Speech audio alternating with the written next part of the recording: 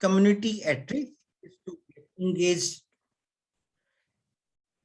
where we have to engage community in all the phases of disaster management, involving people in prevention, people in mitigation, people in preparedness, response, and recovery. Because in order to build disaster resilient community, we need to empower people so that community members can cope up with the adverse effects of disaster. This is the most effective approach in achieving sustainable in order to deal with natural disaster risks.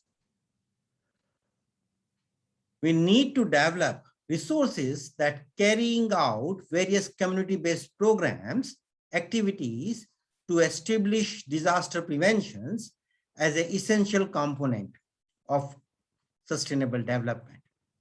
The activities that include involvement of the safety level of core community facility, such as schools, colleagues, hospitals, railway stations, malls, etc., with the participation of society, especially youth, in dissemination of best practices in disaster management. This will help us in creating a disaster resilient environment. So I congratulate NIDM and specifically Youth for Resilience, Nitish Barole, for this initiative to creating a youth force which deals with creating a resilient environment for disaster management.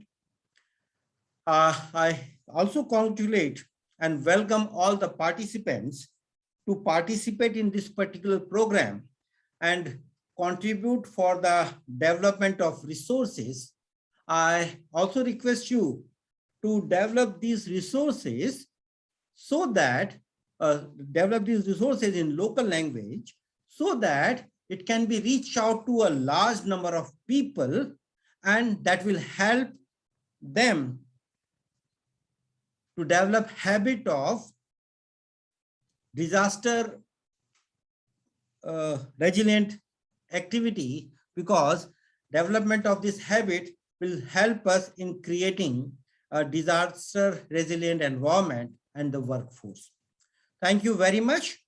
Thank you very much, and all the best wishes for the successful program.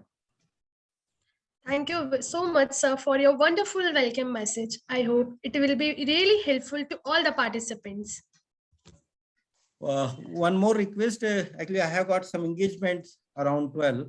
So I will be moving out. I will be not part of that. But the moment I finish up with my work, I will resume your workshop. Thank you. Thank you. Thank you so much, sir, for your time. To tell us more about the program, I would like to invite Shri Shekhar Chaturvedi, Assistant Professor at NIDM.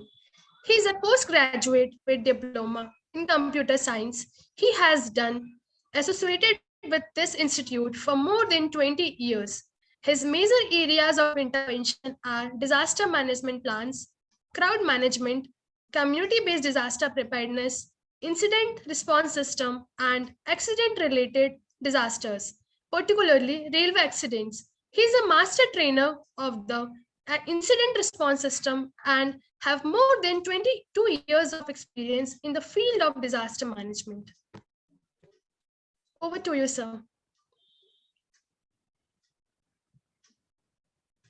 Muskan, I think Shekhar sir has not joined yet, as in our NIDM campus today our ED sir is retiring from the post of executive director. So on the behalf of NIDM and Shri Shekhar Chaturvedi sir, I, Arun Verma, welcome you all to this 3-day training program on community-based disaster management. And as Muskan has mentioned that I will be liberating what we have been covering in the coming 3 days. That friends, we know that this is a kind of a thing that community must be involved in the disaster risk management. We know that as a if we encounter with one and any kind of a disaster in the country, we firstly who is responding to a disaster, that is the community. So to enhancing the capacities of our community at a mass level is the objective of our this 3-day training program, and in which we will be covering several topics like basics of disaster management and the vulnerability profile of India, institutional mechanism that in each and every phases of our country, we have some mechanisms like for working in the office areas or a university, we have a chain of hierarchical people that were principal, chairman, and the dean or the faculty members. So like that in India, we also have an institutional management chain in which we are working in the field of disaster management. We also involved Panchayati Raj institutions for this disaster risk reduction and the most vulnerable groups of their needs and the disaster. Also, we will covering on the second day community's role in early warning dissemination to the last mile connectivity, which will be delivered by Ms. Mansi Singh, District Project Officer from Gujarat as DMA. And on the last and the third day, we will have a disaster risk assessment at a community level with the tools and techniques and innovative method of a local level key, because we also involved the local resources.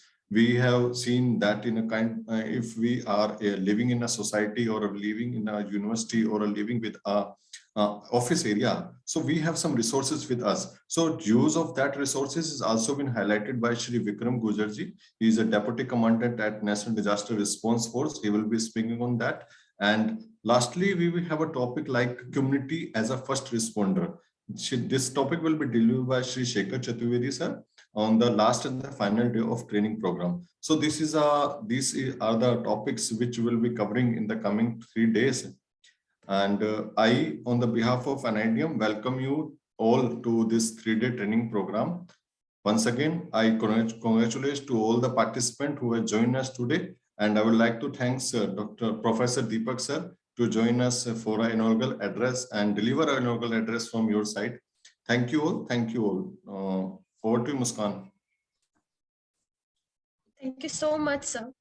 It's a great pleasure for me to introduce our first speaker, Shri Arun Verma. He's a young professional at NADM.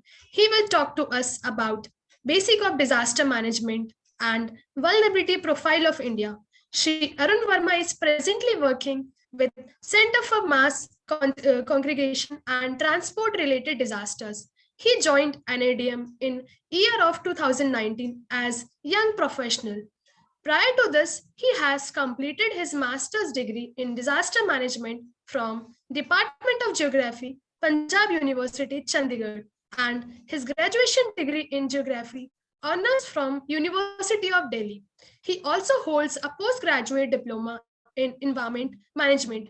He has completed a study on comparative study of Kumbh Mela and HRVC of Rajiv Chowk Metro Station, New Delhi. Over to you, sir. Thank you, Muskan. Thank you so much for giving me a brief of mine. As Muskan mentioned, I am Arun Verma, working at NITM with the Division of Center for Mass Congregation and Transport Related Disaster. Today, I will be speaking on the concept as the people are having connecting the people from the rest of the part of the country, different states. So we will just give a glimpse, and we can say we will start from the basics of a disaster management. For that, I am sharing a presentation of mine with you. Just give me a second so that I can.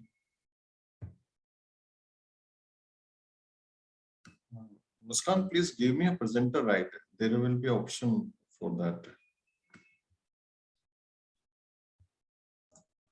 Yes, sir.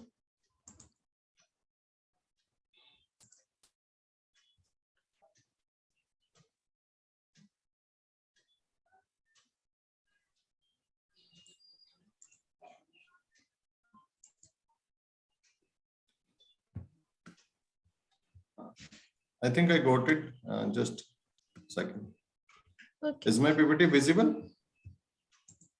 Yes, sir, it's clearly visible. Okay, thank you so much. So friends, as you and we All are aware. Muskan, what will be the language in Hindi or English or a bilanguage? So you can bilanguage, Okay, okay. but more So Hindi. friend, okay, okay. Thank you. We हम सभी समझते हैं कि आज का जो दौर है, we have been facing a very mass difficulty at a, not only in India but at a global level that is known to be a COVID-19. अभी कुछ महीने पहले कोविड केसेस बहुत कम थे, बट अनफॉर्चुनेटली क्या हुआ कि 1.5-2 महीने से फिर से हम एक देख रहे हैं कि राइज हो रहा है केसेस में. तो उसके लिए sorry to disturb you sir, Yes. Please आप फुल स्क्रीन में कर लीजिए. क्या एक बार प्लीज. सर इसको फुल स्क्रीन में कर लीजिए प्लीज आप. फुल स्क्रीन में है मेरी तरफ से. Sir but it's not showing full screen. It's not. Sir you can start from. Now it is showing. No sir. Actually, I have done on the full screen size only. Is it? No sir. Leave it, you can go. Okay. And I have done from my end. Actually, it is shown in on the Okay, full sir. screen from at my end, but I don't know why it is not shown to you. So, in the beginning of my presentation, I would like to focusly give just 1 minute to this particular slide, which we have prepared at NIDM. Just give small prevention measures, which we people are knowing very clearly from last, as we have encountered this coronavirus from last 2020. In January 2020, in 19, we have faced 1 cases from the Kerala, but in rest we have increasing in the number of cases in 2020. So for that, we have to wear a mask properly, follow proper hand hygienic, avoid touching nose, mouth, and maintain a physical distance between 2 people, and clean surface regularly, and get vaccinated once our turn comes. So this is a slide which we at NIDM has prepared, and we show this slide in every beginning of any presentation. Coming to this disaster management concept, friends, हम सभी समझते हैं कि disaster management क्या है और disaster का मतलब क्या निकल के आता है और हैजार्ड क्या होता है. सबसे पहले हम समझने की कोशिश करते हैं कि बेसिक्स जो है डिजास्टर के, जो जिनको समझना हमारे लिए बहुत जरूरी है, वो किस तरह से बनते हैं. तो ये these are the 4 words on the left side of screen and the 4 words on the right side of the screen. These are the 8 words in which all the disaster management comprises. सारा का सारा disaster management इन सारी 4-8 वर्ड्सों में समा जाता है. इन्हीं को लगा के इधर से उधर करने पे ही disaster management वर्क करता है. We totally dedicatedly हम जो काम कर रहे हैं disaster management के फील्ड में, वो इन्हीं 4-5 वर्ड से, और 8 वर्ड हम कह सकते हैं, इन्हीं के इर्द गिर्द हम जो भी काम करते हैं, it is totally focusedly working on these 4 words. So अब सबसे पहले सवाल उठ के आता है समझ में, we have discussing this hazards and the disaster or the preparedness mitigation, coming to that point that what is a basic difference between a hazard and a disaster. बहुत सारे लोगों को एक कंफ्यूजन रहता है कि हैजार्ड कैसे है और डिजास्टर में क्या बेसिक एक छोटा डिफरेंस होता है. तो उसको समझने के लिए मैं बताना चाहूंगा कि hazard is a potential damaging phenomena. It means that उसके पास एक क्षमता है, उसके पास एक पावर है. सपोज करो हम एक एग्जांपल लेके चलते हैं, then we will see that IMD early this Indian metrological department has given just early warning that we will be facing a cyclone problem in the south in the part of Odisha. So what IMD just give a early warning to us that please take care of these things because cyclone will come to this Odisha coast. So जब IMD ने हमें ये बताया कि that इस तरह का एक साइक्लोन आने वाला है, तो IMD giving early warning, and early warning के साथ में वो ये भी बता देते हैं कि कितनी कैपेसिटी का वो हो सकता है, कितना डिस्ट्रॉय करने की क्षमता होगी उस साइक्लोन की धरातल पे. तो व्हाट इज धरातल? That means landfall on the surface of earth. तो वो एक कैपेसिटी बताते हैं. It show the capacity that. To interrupt you, आपकी स्लाइड्स बिल्कुल मूव नहीं हो रही है, वो फ्रंट पेज पे ही स्टक हो गई है. फ्रंट पेज पे ही है अभी. हैजार्ड वाली स्लाइड नहीं दिख रही है उसमें? No sir. ओके, सो अभी शो हो रहा है? No sir. मैं ऐसा करता हूँ, मैं दोबारा से स्टॉप शेयरिंग करके दोबारा से स्टार्ट कर लेता हूँ एक बारी, Yes, sir. May be it will work. अभी शो हुआ? Yes, sir. Now it's visible. Hazards is Yes, first sir. slide hazard show कर रहा है ना? Okay. Yes, And sir. next slide आई है अभी? Yes, sir. Hazard and vulnerability. Okay, ठीक है. Then it's okay. It is now fine, working fine. So I'm telling about that. What is hazard? Hazard is a potential damaging phenomena जिसके पास एक क्षमता होती है किसी भी चीज को डिस्ट्रॉय करने की, नुकसान पहुंचाने की. Where it may be a property, it may be a life, it may be agricultural loss, it may be environmental loss. तो किसी भी तरह में हो सकता है. वो ये डिपेंड करता है कि कहाँ पे वो hazard जो है अप्रोच करेगा. या इसको हम सीधा शब्दों में हम ये समझ लेते हैं, अगर हम एक कमरे में बैठे हुए हैं और कमरे में बैठे बैठे हमने ये देखा कि जो पंखा है हमारे, जो ऊपर फैन है, सीलिंग फैन लगा हुआ है, अगर वो नीचे फॉल डाउन कर जाता है तो उसके पास कितनी क्षमता है हमें नुकसान पहुंचाने की. तो that is known to be a disaster. और वही पंखा हमारे ऊपर गिर जाता है एंड हमें नुकसान हो जाता है, that is known to be a disaster. कि वो हमारे ऊपर गिर गया, it is said to be a disaster. वो इवेंट हो गया एक. तो आगे मैं एक पिक्टोरिकल डायग्राम की तरफ उसके समझते हैं हम इसको. This is a photograph which is showing a different parts, or we can say different cycles of a disaster management, or we can say disaster management की जो cycle होती है, it will work on that. तो hazard क्या है? Hazard एक इस तरह का जो पहला चित्र, मुस्कान, it is visible ना? Yes, sir. Okay, okay. तो on the first photograph it is showing that this stone, जो हमारे ऊपर एक पहाड़ के ऊपर से एक स्टोन नीचे गिर रहा है, तो इस स्टोन के पास एक कैपेसिटी है, एक क्षमता है इस आदमी को नुकसान पहुंचाने की. तो ये क्या है? हैजार्ड है.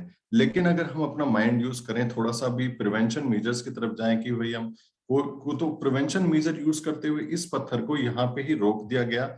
ड्यू टू, हम ये कह सकते हैं कि हमने थोड़ा सा काम किया, उसमें दिमाग लगाया अपना और कुछ प्रिवेंशन मेजर्स लिए, या रस्सी के थ्रू बांधा, या कोई भी, जैसे कि अब हिमाचल एरिया या हिल एरिया में जाते हैं तो वहां पे बट वी सी कि वो लोग फेंसिंग कर रहे हैं लोहे की तारों से, कि भाई पत्थर जो है वो जहां पे है वहीं पे रुका रहे. अगर श्रिंकिंग होता है, गलती से भी बाढ़ या कोई अर्थक्वेक आता है तो उसको ज्यादा प्रभावित ना कर सके. तो what is this? This is called prevention. कि भाई हम अपना mind, we use our mind to stop that stone on the hill top. तो ये प्रिवेंशन हो गया. What is mitigation? मिटिगेशन में वी डू, ये तो रेगुलर होते हैं, ये काम तो करने पड़ेंगे, लेकिन वी हैव टू डेवलप और we have to find out a permanent solution for that. तो what did he do? He do कि ये पत्थर तो रोज गिरेगा, तो इसने क्या करा, अपने लिए एक प्रोटेक्शन गार्ड बना लिया, एक प्रोटेक्शन घर बना लिया कि भाई मैं इस घर में रह लूंगा, ये पत्थरों का तो रोज गिरने का काम है.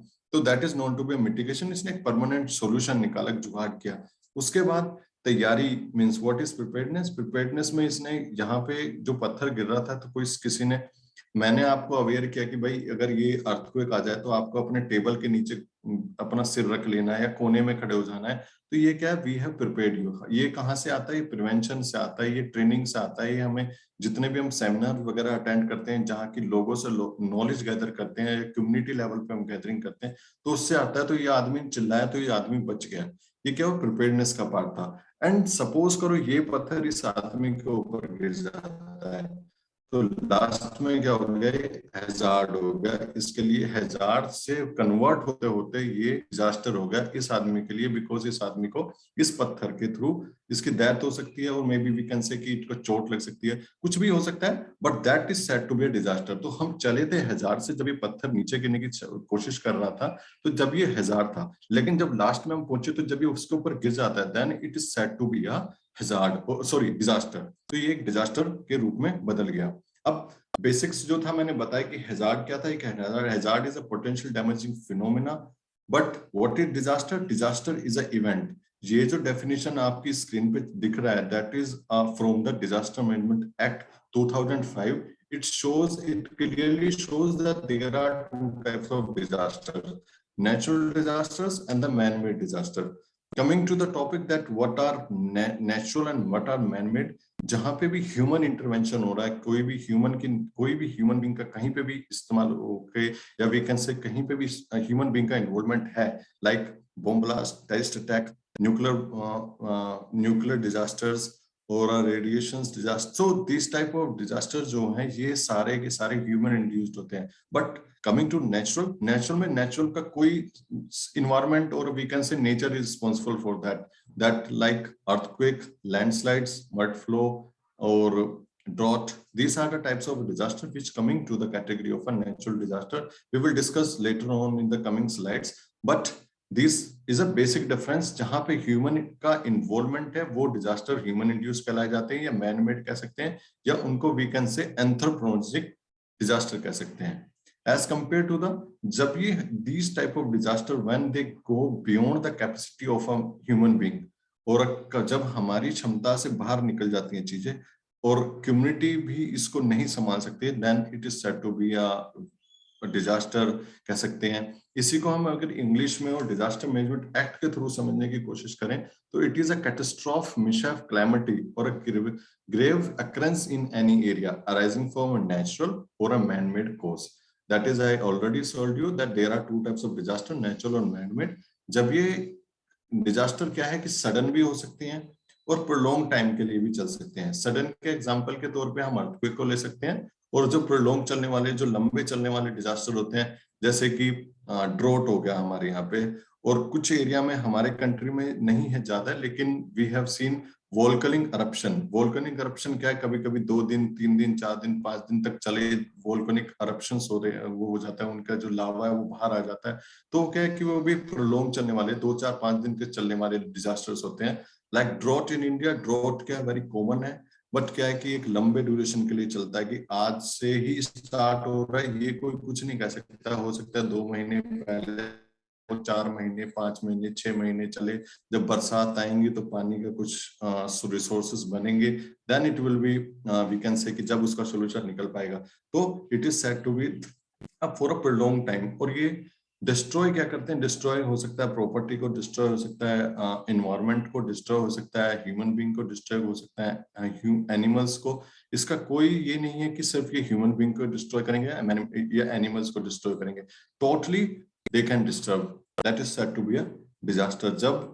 जब कोई क्षमता की चीज, जब कोई तूफान, जब कोई चीज जिसके पास कैपेसिटी थी डिस्ट्रॉय करने की, जब वो डिस्ट्रॉय कर देती है, जब वो धरातल पर उतर कर लोगों को नुकसान पहुंचा देती है, then it is said to be a disaster.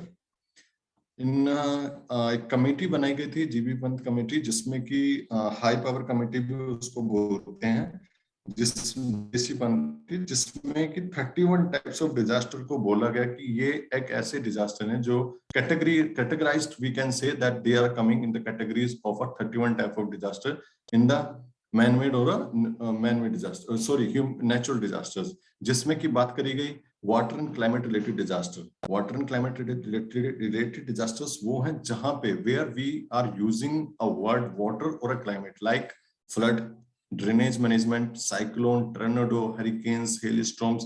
So these are the निम्नलिखित जो भी डिजास्टर्स इस स्लाइड में आपको शो हो रहे हैं, इनका कहीं ना कहीं कनेक्शन है हमारे वाटर और क्लाइमेट रिलेटेड डिजास्टर से।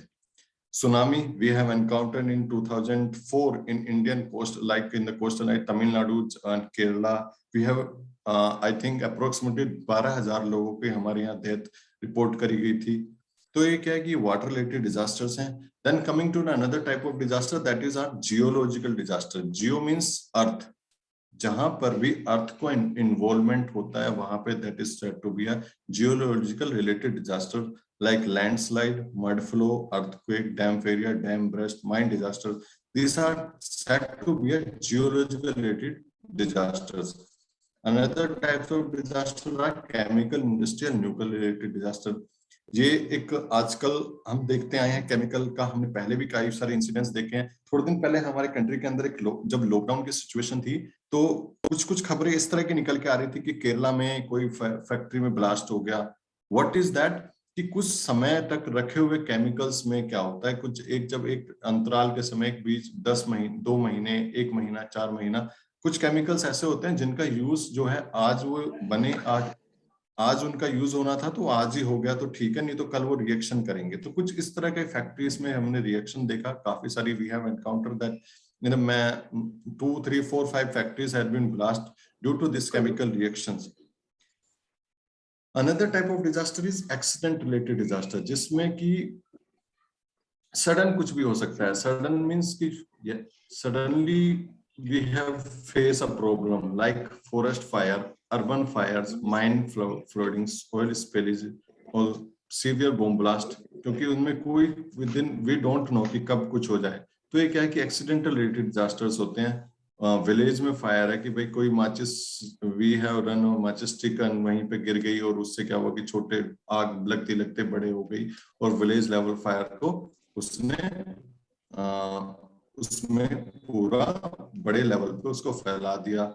एयर एंड रोड एक्सीडेंट, अभी कुछ दिन पहले हमने विद इन अ वीक और 10 days we have seen that कि कुछ एक रेलवे जो ट्रेन जा रही थी वो पटरी से उतर गई. तो what in that happen, it happen कि रेलवे एक्सीडेंट हो गया, उसमें करीबन 2-3 लोग घायल जिनकी एक्सपायर हुए और कुछ लोग घायल हो गए. तो ये क्या है कि रेलवे एक्सीडेंट है. ऐसे ही एयर एक्सीडेंट है. और हम सभी समझते हैं कि रोड एक्सीडेंट तो वेरी कॉमन इन इंडिया. हम आए दिन देखते हैं कि किसी का कोई एक्सीडेंट कहीं हो गया, किसी का कहीं हो गया. तो these are accidental related type of disasters. Another type of disasters are biological related disaster that in India, not only in India, we have encountered at a very large scale, that is known to be a COVID-19 pandemic. This is a very, very big example of a biological related disaster. Pest attacks, cattle epidemics, food poisoning, these are the disasters which come into categories of biological related disaster. मैं अनुरोध करना चाहूंगा जो भी participant है please अपना mic को mute करके रखें. Coming to the vulnerability is said to be a degree of loss, कि कितना नुकसान होने वाला है या कितना नुकसान होगा. वो प्रॉपर्टी को लॉस हो सकता है और वो लाइफ को भी लॉस हो सकता है. ऐसा नहीं है कि सिर्फ प्रॉपर्टी को होगा या ह्यूमन लॉस होगा. It is said to be a kind of a loss to the people. Like we have a 4 types of vulnerability I will discuss, but before that I will give an example that if we are sitting in a room, किसी भी हम एक कमरे में बैठे हैं, office में बैठे हैं या यूनिवर्सिटी में बैठे हैं, वहां पे 5 ऊपर पंखे लगे हुए हैं, तो vulnerability क्या होगी वहां पे? vulnerability will be of a मुस्कान, जो जिनका माइक म्यूट नहीं है उनको या तो म्यूट कर दें. It's already off. ओके, तो कहीं से शोर है जो बार बार आ रहा है. तो देन इट इज, जब रूम में बैठे हुए 5 पंखे लगे हुए थे, then what will be the vulnerability. जो लोग उस रूम में बैठे हुए उनके लिए कुछ और है, जो पास बैठे हुए बिल्कुल जस्ट नीचे बैठे हुए उन फैंस के, उनके लिए वल्नरेबिलिटी कुछ और है, और जो साइडों में बैठे हुए उनके लिए वल्नरेबिलिटी कुछ और है. तो वल्नरेबिलिटी क्या डिफरेंट होती है वन प्लेस टू अनदर, और मैन टू मैन डिफरेंट होती है. एक प्लेस से दूसरी प्लेस की वल्नरेबिलिटी अलग होती है. हम बात करें अगर जापान जिस हिली एरिया की इंडिया में, तो वहां के लोगों के लिए वल्नरेबिलिटी क्या है? वहां के लोगों के लिए वल्नरेबिलिटी है लैंडस्लाइड, वहां के लोगों के लिए वल्नरेबिलिटी है अर्थक्वेक, वहां के लोगों के लिए वल्नरेबिलिटी है mud flow. As compare to the northern part, वहां पे क्या फ्लड एक बहुत बड़ी प्रॉब्लम है, वहां फ्लड से होने वाली वल्नरेबल एरियाज हैं. तो that vulnerability depends on the type of we can say कि different from one to another people. इसके 4 टाइप्स होते हैं: physical vulnerability, social vulnerability, economic vulnerability and the environment vulnerability. Coming to the first of all physical vulnerability. Physical vulnerability means like we can see directly from the naked eyes कि भाई यहाँ पे ये दिक्कत है, this is a vulnerable area. हम कहीं पे गए, किसी रूम में हम जाके देखते हैं, किसी भी कोने में हम गए या किसी बिल्डिंग में देखा, हमने देखा यार ये तो यहाँ पे छत तो गिरने वाली है, ये छत गिरेगी तो ये तो वल्नरेबल हो गया एरिया है. जो बच्चे बैठे हुए हैं स्कूल में या फिर वी कैन से कहीं पे भी, कोई भी अगर हम रूम की बात कर लें, हम जो देख के बता दें कि भाई यार ये तो गलत है, यहाँ पे तो दिक्कत है, ये तो गिरने वाला है, that is not to be physical vulnerability. इसका एक सबसे बेस्ट एग्जांपल है coming to Japan. Japan is a very famous country in the world, and famous क्यों है वो हम सभी जानते हैं, लेकिन वहां पे क्या है वुडन स्ट्रक्चर्स के घर बनाए जाते हैं अर्थक्वेक को लेके. बिकॉज अर्थक्वेक सबसे ज्यादा है हमारे अगर पूरे वर्ल्ड संसार में, या we talk on the at a world level, earthquake जो है सबसे ज्यादा जापान में एनकाउंटर करे जाते हैं, फेस किए जाते हैं. तो the people of Japan made their houses with wooden structures. Wooden structures are very we can say कि वो मोर अच्छे हैं as compare to the pucca houses like which are made of the bricks and the cemented. But what happen when there is a fire incident, all the houses are made of wooden houses. But once we face or suddenly suppose करो एक fire incident हो जाता है, then what happen? So the severely they will damage because they have made their houses with this wooden structures, but they are more vulnerable to fire incidences.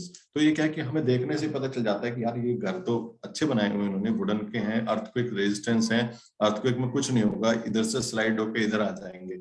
But what if they feel they encounter with this fire incident? So that is a serious problem. That is known to be a physical vulnerability. Another type of vulnerability is social vulnerability. Social means at demographic level, we can say, at a class level, we can say, who will be more vulnerable among our family member. Suppose करो हम family member की बात कर लेते हैं, अभी बाकी बात में बात करेंगे. सबसे ज्यादा vulnerable कौन है अगर कोई भी disaster आता है? तो जो सबसे बुजुर्ग हैं हमारे घर में, those people who are very old at a old stage, and like हमारी जो दादी हैं, मामी हैं, या फिर वो सबसे ज्यादा वर्न है.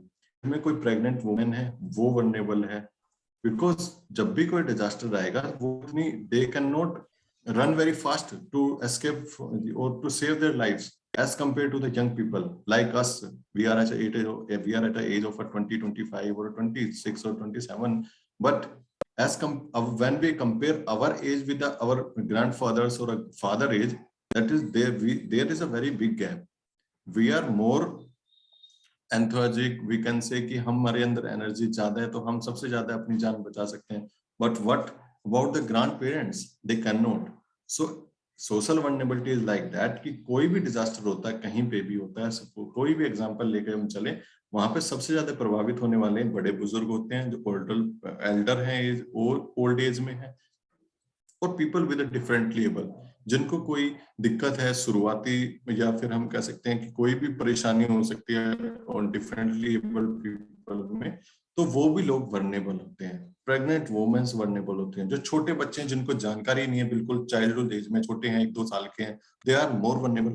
सो that is known to be a social vulnerability. Coming to the economic vulnerability, another type of vulnerability is economic. Economics means it has a relevance with the class, it has a relevance with the financial condition of people. If you talk about the people like those who are living in the pakka houses are more safer and secure as compared to the people those who are living in the kacha houses. People those who are living in a juggies, people who are living in the slum areas, they are more vulnerable as compared to the people who are living in the pakka houses. So this is a type of vulnerability because जिनके पास अच्छा पैसा है, they can afford a good houses, they can save themselves. But जिनके पास पैसा ही नहीं है, वो कहाँ से अपनी जानें बचाएंगे? कोई भी हम देखते हैं, कोई भी ठंड में भी देख सके, जैसे कि नॉर्थन इंडिया में आजकल ठंड का पीक चल रहा है, तो पीपल जो लोग रोड साइड रह रहे हैं, वो उनकी जानें ज्यादा जाती हैं ठंड में as compare to the people living in the pucca houses. उनके पास फैसिलिटीज हैं, उनके पास रहने के लिए जगह है, उनके पास हीटर है, वो अफोर्ड कर सकते हैं चीजों को. बट जो कच्चे हाउसेस में रह रहे हैं, जो उनके पास घर नहीं है, रोड साइड सो रहे हैं, झुग्गियों में रह रहे हैं, स्लम्स में रह रहे हैं, दे आर मोर वर्नेबल. यही नहीं, फ्लड आ जाए सपोज करो कहीं पे भी, एक अच्छे एरिया में फ्लड आ जाता है, तो कौन वर्नेबल ज्यादा होगा? जो लोग रोड साइड रह रहे थे, जिनके पास झुग्गी थी, बिकॉज उनके पास कुछ नहीं है रहने के लिए, उनके बचाव के लिए कुछ नहीं है, उनके मकान तो एक ही राउंड में सब खत्म हो जाएंगे, नष्ट हो जाएंगे. बट जिनके अच्छे मकान है, वो कुछ टाइम तक रेजिलेंट है कि वो संभाल लेंगे चीजों को, जब तक कि कुछ एवेक्युएशन के रूट्स नहीं बनते हैं. बट जो नीचे जमीन पे सोते हैं, उनके लिए कुछ नहीं है. तो this is economic vulnerability. Environment vulnerability means we have faced a different problem at an environment level, that we are encountering, we have done a large number of deforestation type of activities today. That is a very loss to our environment. हमें चाहिए कि अगर हम deforestation कर रहे हैं, तो as compared to the deforestation, we have to make a promise that we will planted more than 100 trees. That should be, and this is a must thing which we have to develop in our side. Coming to the risk in disaster management, risk क्या है? Risk कितना लोग मरे, life loss कितना हुआ, इससे हम देखते हैं कि कितने लोगों को नुकसान हुआ, इंजरीज हुई, क्या हुआ, वो हम रिस्क क्या है डिजास्टर मैनेजमेंट के हालांकि हर जगह रिस्क अपना अलग अलग होता है, बट डिजास्टर मैनेजमेंट के कॉन्टेक्स्ट में हम बात करें क्योंकि हम डिजास्टर की बात कर रहे हैं, तो risk is a expected life loss, कितना लाइफ को लॉस हुआ, कितना लाइफ को इंजरी हुई, डैमेज हुआ प्रॉपर्टी को, that is known to be a risk. Now disaster के कंसेप्ट समझने के बाद what is disaster management at a total level. What is disaster management? Disaster management is we can say defined organization or a management of organization which totally or dedicatedly work for a humanitarian aspect of emergencies. At a disaster management, we are working to reduce the impact of a hazards. जो मैंने सबसे पहले बात जिक्र किया था, hazard क्या है? हैजार्ड पोटेंशियल डैमेजिंग फिनोमिना है। जब वो डैमेजिंग फिनोमिना जब वो धरातल पे उतरने से पहले मींस दिस सरफेस पे उतरने से पहले, सपोज करो सुनामी हम बात कर रहे हैं और साइक्लोन की, जब तक साइक्लोन हमारे अर्थ को स्ट्रक्चर्स पे छुएगा, मींस सरफेस पे छुएगा, उसका इम्पैक्ट को कम करने के लिए जो चीजें कर रही हैं काम, that is known to be disaster management. What is the aim of disaster management? Our aim at a disaster management manager, we can say a disaster management personnel, our aim or a disaster management का basic aim है to reduce or to avoid the potential losses from the hazards or assure, promote and appropriate assistance to the victim of a disaster.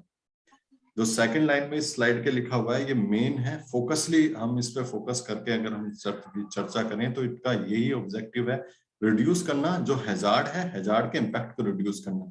और अगर earthquake मतलब अगर disaster हो जाता है, what we do assure, promote, मतलब कि हमें एक we can provide a proper assistance to the people, like victim, किसी को दवाई की जरूरत है, किसी को किसी चीज की जरूरत है, किसी को खाने की जरूरत है, किसी को सैनिटेशन की जरूरत है, तो we should provide, that is the main objective of a disaster management. Phases of disaster management: preparedness, mitigation, response and recovery. हम इनको डिजास्टर मैनेजमेंट साइकिल के नाम से भी जानते हैं डिजास्टर मैनेजमेंट के कॉन्टेक्स्ट में। तो what we are doing in a disaster management cycle, I skip 2-3 slides because timing running short. So what is do in disaster management cycle? We do mitigation, preparedness, response and recovery. What we do in mitigation, सबसे पहले जो चित्र मैंने दिखाया था उसमें क्या है कि हम एक मिनिमाइज करने की कोशिश कर रहे हैं इम्पैक्ट को जो हैजार्ड से होने वाला है।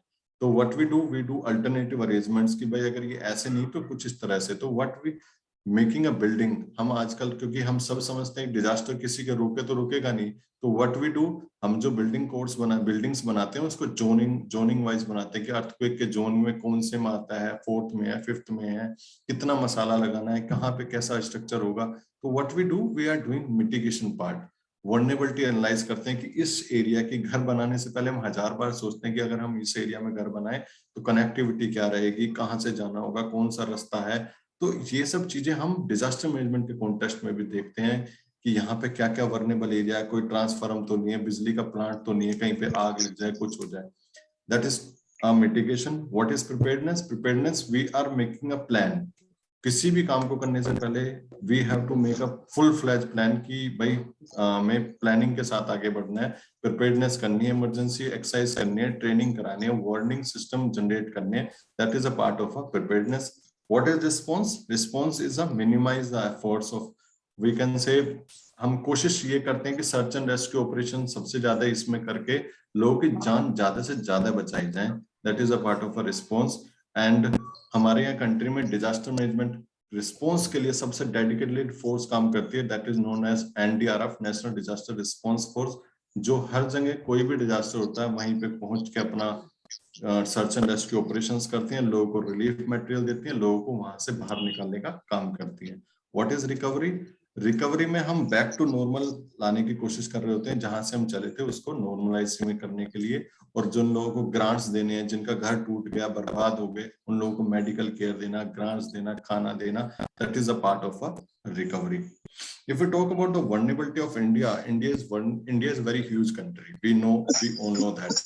And in India, approximately 58.6% of landmarks is prone to a moderate to a very high intensity of a earthquake.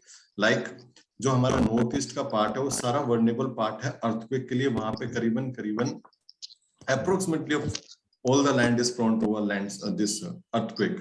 वो जोन 4 और जोन 5 की कैटेगरीज में आता है अर्थक्वेक की में, तो बहुत ज्यादा वर्नेबल है। और हमारा करीबन 12% of landmarks, whole the landmarks is prone to a flood situation in the country.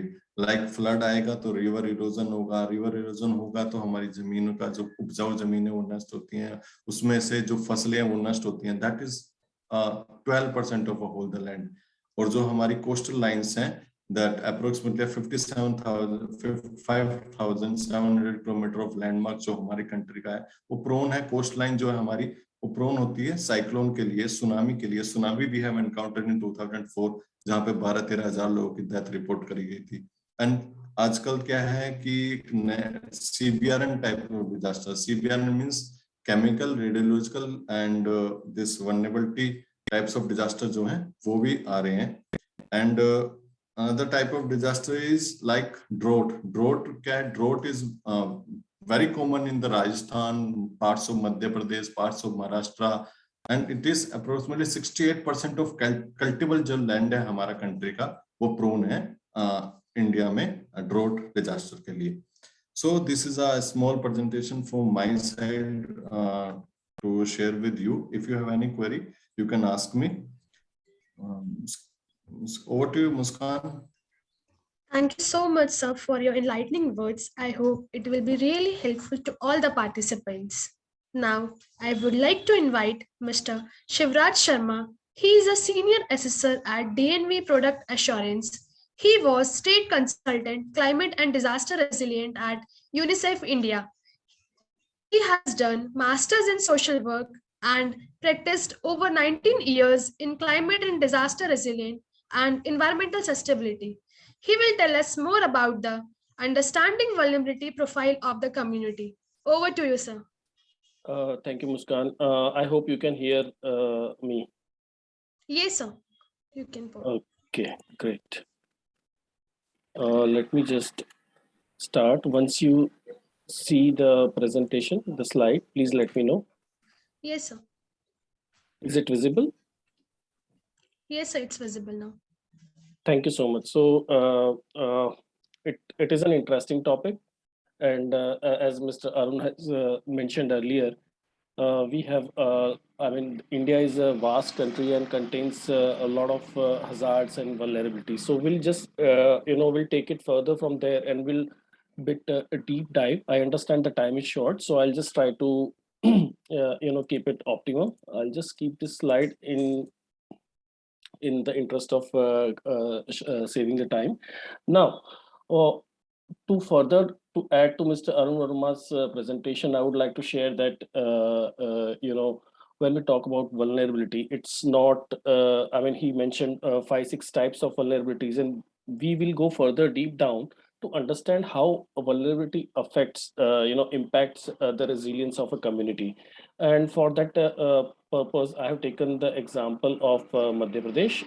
I hope we all are aware about Madhya Pradesh, how it's a part of central state of India. It's called heart of India, and we might consider that being in the in the center of the country, the hazards, number of hazards would be less, and the vulnerability would be relatively less compared to or lower compared to other states which are on the seashore or in the hilly region or drought prone, etc. So I'll just take you through this. Maybe this will give you an idea how vulnerability can affect and how deep it goes.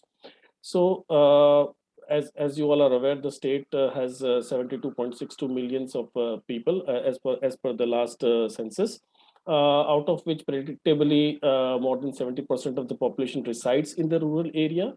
And if we take the young population, from 0 to 18 years, it is truly a young state where almost 40% of the population of the state is below or around 18 years. So having said that, children with special needs are roughly 500,000, where scheduled tribes and scheduled castes also contribute to the considerable amount of in the population mix. Infant mortality rate is 47 and anemic rate is almost close to 70%.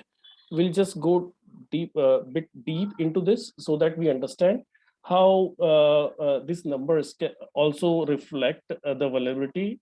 So in order to understand further deep, what do we understand that only when a disaster strikes do we need to concern ourselves with the hazards and vulnerability mapping? No, it is not. Or alone, if we just make the structures, infrastructure is in place, so will it suffice? It can help, but it cannot suffice completely, as we should understand that where the system stands in the normal circumstances when the disaster has not struck yet, hazards are still there, and how our service system is performing. So that's where we actually find the underlying vulnerability of a system, of a state. So what for that purpose I have taken example of 5 such sectors, and we'll try to compare it with the national averages or national numbers and see that where we stand in the normal situation. So it is definitely, I mean, we understand that once a hazard strikes and a disaster takes place, of course, that will play a very critical and crucial role in response and in recovery. So when we go for health sector, we can see that infant mortality rate, we all are aware that infant mortality rate is basically nothing but the numbers where number of children who dies before completing their first year, and out of 1,000 number of children died will actually become the part of infant mortality rate. So as you can see, national averages are considerably higher compared to Madhya Pradesh. Madhya Pradesh, sorry, vice versa. Basically, the national average is less and the state is actually high. So in 2016, if you see that 34 children died out of 1,000 children across India, compared to 47 children dying in Madhya Pradesh. Similarly, in neonatal mortality rate, if we see, it is basically again similar to infant mortality rate, which is infant mortality is from 0 to 1, whereas neonatal mortality rate is 0 to 3 years. So if we can see the latest number again in 2016, 24 children died out of 1,000 in India, whereas compared to that 32 children died in Madhya Pradesh. This shows that somewhere whether the system is working or not, it is pretty clear to us that these numbers are really high. Similarly, on the right hand side of the slide, if you can see, the vaccination drives. As we know that once a child is born, parents are given, the list of vaccines to be given to the child so that his or her immunity gets strengthened and they become more resilient. You can see that none of the districts in Madhya Pradesh have achieved ever 100%. So that itself talks about the vulnerability again. There are some districts like Raisen, Sarjapur, Betul and all, which are going as high as 80%. Whereas in other districts like Tikamgarh, Sidi, Panna, Jhabua, it is roughly around 20 to 30%. So you can imagine in those districts, 70% of the children are actually vulnerable. If any outbreak is reported, they will not have the required immunity to counter such infections. Now we come to maternal mortality ratio. That is again another indicator. And these all are government data. This is from NITI Aayog and NFHS, National Family Health Survey. So you can rely on the numbers. Maternal mortality ratio is basically the pregnant mothers who died during the course of delivery, and that is measured in 100,000. That is 1 lakh live births. So you can see that the number was considerably high, 335 in 2004-06. And now it has come down to recently, I mean, this is again the old data, the recent data has shown up to around 173 compared to 130. So again, there in this case also, the numbers are considerably higher, demonstrating that despite all the cares being taken by the hospitals and families, still the numbers are considerably high. Similarly, if you go to under 5 mortality rate, which is again similar to the Sorry to previous. interrupt you. Yeah. Sir, I request you if you can go in bilanguage, so it will be really helpful to all the participants. अच्छा So अच्छा ठीक है, please, sure yeah. sure ठीक है I just thought that it would be ठीक है fine. तो जैसे हम देख सकते हैं यहाँ पे कि अंडर 5 मोर्टालिटी जो है वो शून्य से पैदा होने से 5 साल की एज तक में जो बच्चों की डेथ हो जाती है, जो 5 साल कंप्लीट नहीं कर पाते हैं, उसके नंबर भी अगर हम देखते हैं तो यहाँ पे काफी हाई है। यहाँ पे अगर हम इंडिया के साथ कंपेयर करते हैं तो ये कहीं ना कहीं दर्शाता है, जैसे आगे के प्रेजेंटेशन में भी हम देख चुके हैं कि वल्नरेबिलिटी जो है वहाँ पे उस कैटेगरी में बच्चे भी आते हैं। अगर हमारा भविष्य ही अगर सुदृढ़ और मजबूत नहीं होता है तो कैसे हम आगे जाके सर्वाइव कर पाएंगे किसी भी तरह की आपदा अगर आती है तो ये काफी आवश्यक हो जाता है हमारे लिए जानना और समझना कि जब जब किसी तरह की आपदा का कोई आपदा आई नहीं है, उस समय पे भी अगर हमारे सिस्टम जो है वो अगर ढंग से परफॉर्म नहीं कर पा रही है, तो आगे चल के जब कोई आपदा आती है तब हम समझ सकते हैं कि ये काफी हद तक नीचे जा सकता है। अब हम पोषण पे आते हैं, न्यूट्रिशन पे, जहाँ पे हम देखते हैं कि चार्ट में अगर आप देखते हैं लेफ्ट हैंड साइड पे, तो आपको स्टंटिंग, अंडरवेट और वेस्टेज दिखाया गया है। स्टंटिंग बेसिकली ये होता है जहाँ पे हाइट फॉर एज, मतलब जैसे कि बच्चों की एज होती है या बड़ों की एज होती है, उस हिसाब से उनकी कितनी ऊंचाई होनी चाहिए, हाइट कितनी होनी चाहिए। 2 साल के हो गए, 3 साल के हो गए, 5 साल के हो गए, 12 साल के हो गए, तो कितनी हाइट होनी चाहिए वो दर्शाता है। अंडरवेट में बेसिकली वेट फॉर एज होता है कि आपके 2 साल में, 3 साल में, 10 साल में कितना आपका एज के अनुपात में आपका कितना वजन होना चाहिए। और जो आखिरी है वो ये है कि वेस्टिंग है, वो है वेट फॉर हाइट, मतलब आपका वजन जो है उसके हिसाब से आपका हाइट कितना होना चाहिए। हम बीएमआई और काफी सारी चीजों के बारे में आजकल चर्चा चल रही है, खास करके कोविड के समय में, कि कितना वजन होना चाहिए, कितनी हाइट होनी चाहिए, हमें अपनी फिटनेस कैसे रखनी चाहिए। तो ये तीनों इंडिकेटर इसी बात को दर्शाते हैं। अगर हम देखें यहाँ पे तो 1998 98-99 से लेके अगर हम 2015-16 तक के डेटा में अगर आते हैं तो कोई बहुत खास फर्क नहीं आया है। अगर उल्टा अगर हम देखते हैं तो वेस्टिंग जो 19% हुआ करता था वो 25% के आसपास आ गया है, बढ़ गया है। तो और ये चीजें ऐसी है कि ये इरिवर्सिबल है, ये सारे लॉसेस जो है वो इरिवर्सिबल है।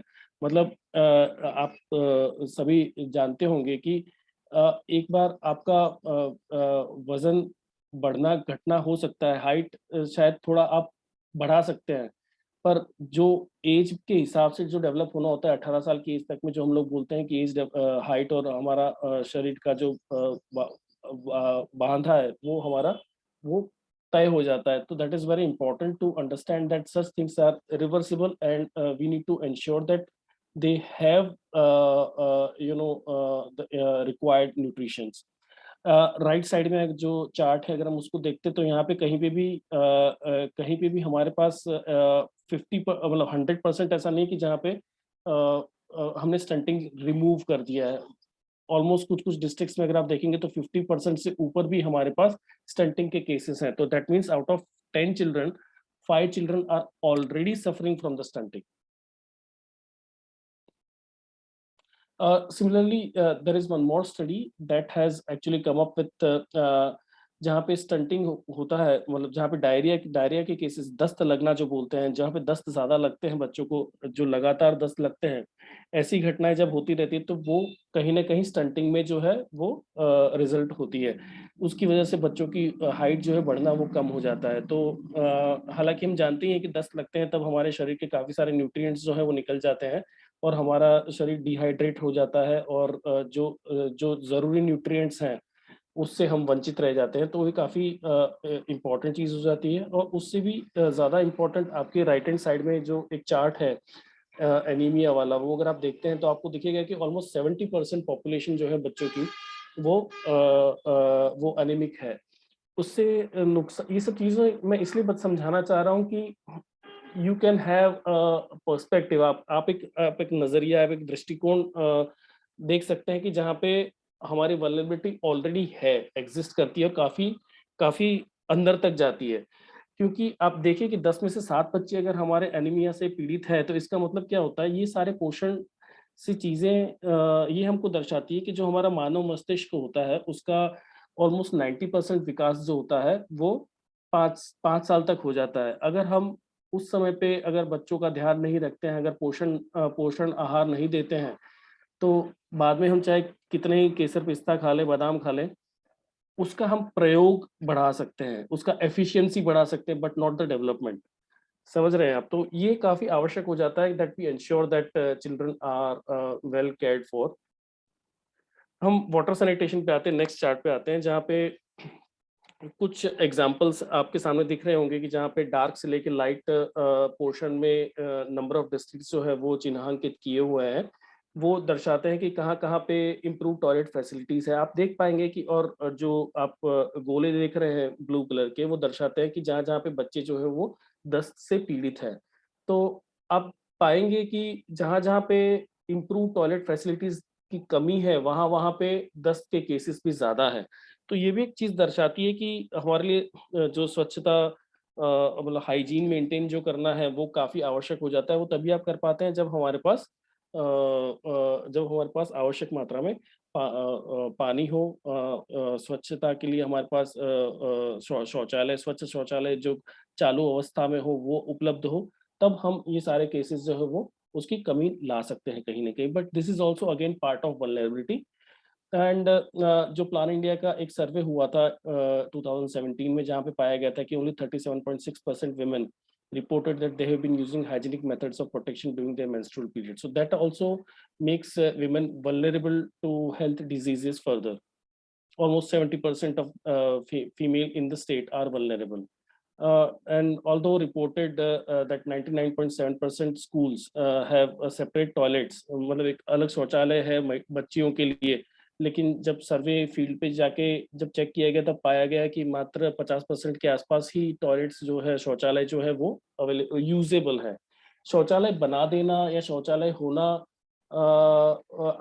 आपका जो खाना पूर्ति होती है वो हो जाती है, लेकिन जो उसका प्रयोग जब तक नहीं हो पाएगा, प्रयोग के लिए हमको चाहिए कि शौचालय साफ होना चाहिए, शौचालय में पानी उपलब्ध होना चाहिए, शौचालय के जो इंफ्रास्ट्रक्चर है आसपास उसका वो ठीक ठाक हो, तब जाके ही उसका प्रयोग होगा और तभी हम उस वल्नरेबिलिटी को कम कर सकते हैं। इसका रिजल्ट क्या होता है? आप ये सोचेंगे कि जो हम चर्चा कर रहे हैं कि शौचालय चालू अवस्था में नहीं हो तो क्या फर्क पड़ता है? डेफिनेटली फर्क पड़ता है आपका एजुकेशन लेवल पे। कोई जाना पसंद नहीं करेगा वहाँ पे, जब उनको भय लगेगा कि भई हम लोग यहाँ जाएँगे और हमारी कोई सेफ्टी नहीं है यहाँ पे, तो अपने आप जो है बच्चियाँ खास करके वो ड्रॉप आउट होना चालू हो जाएँगी। जो कि यहाँ पे क्लियरली दिखता है कि हम लोग प्राइमरी एजुकेशन और अपर प्राइमरी एजुकेशन में देखें तो यहाँ पे ड्रॉप आउट रेट्स जो है अगेन नेशनल एवरेज से काफ़ी हाई है। काफ़ी कुछ-कुछ जिलों में अगर हम देखते हैं यहाँ पे तो 20 से 22%, 20 से 25% तक बच्चे जो हैं ऑलमोस्ट हर साल जो है ड्रॉप आउट हो जाते हैं। प्रोटेक्शन में हम आते हैं यहाँ पे तो हम पाएंगे कि number of cases like crime against women जो है ऑन एवरेज रफली 25-26,000 के आसपास ऑलमोस्ट एवरी ईयर हो रहा है। Even during 2020 when COVID was pandemic was there and lockdowns लगे हुए थे, उसके बावजूद भी अगर हम देखें तो नंबर ऑफ केसेस जो थे वो दे वर 25,640. So on an average, even having lockdowns and stuff like that, measures like that, it still did not prevent the crimes against women going high. Rather, it's other way around. It has been observed that during such catastrophes and disasters, such cases actually go higher compared to that.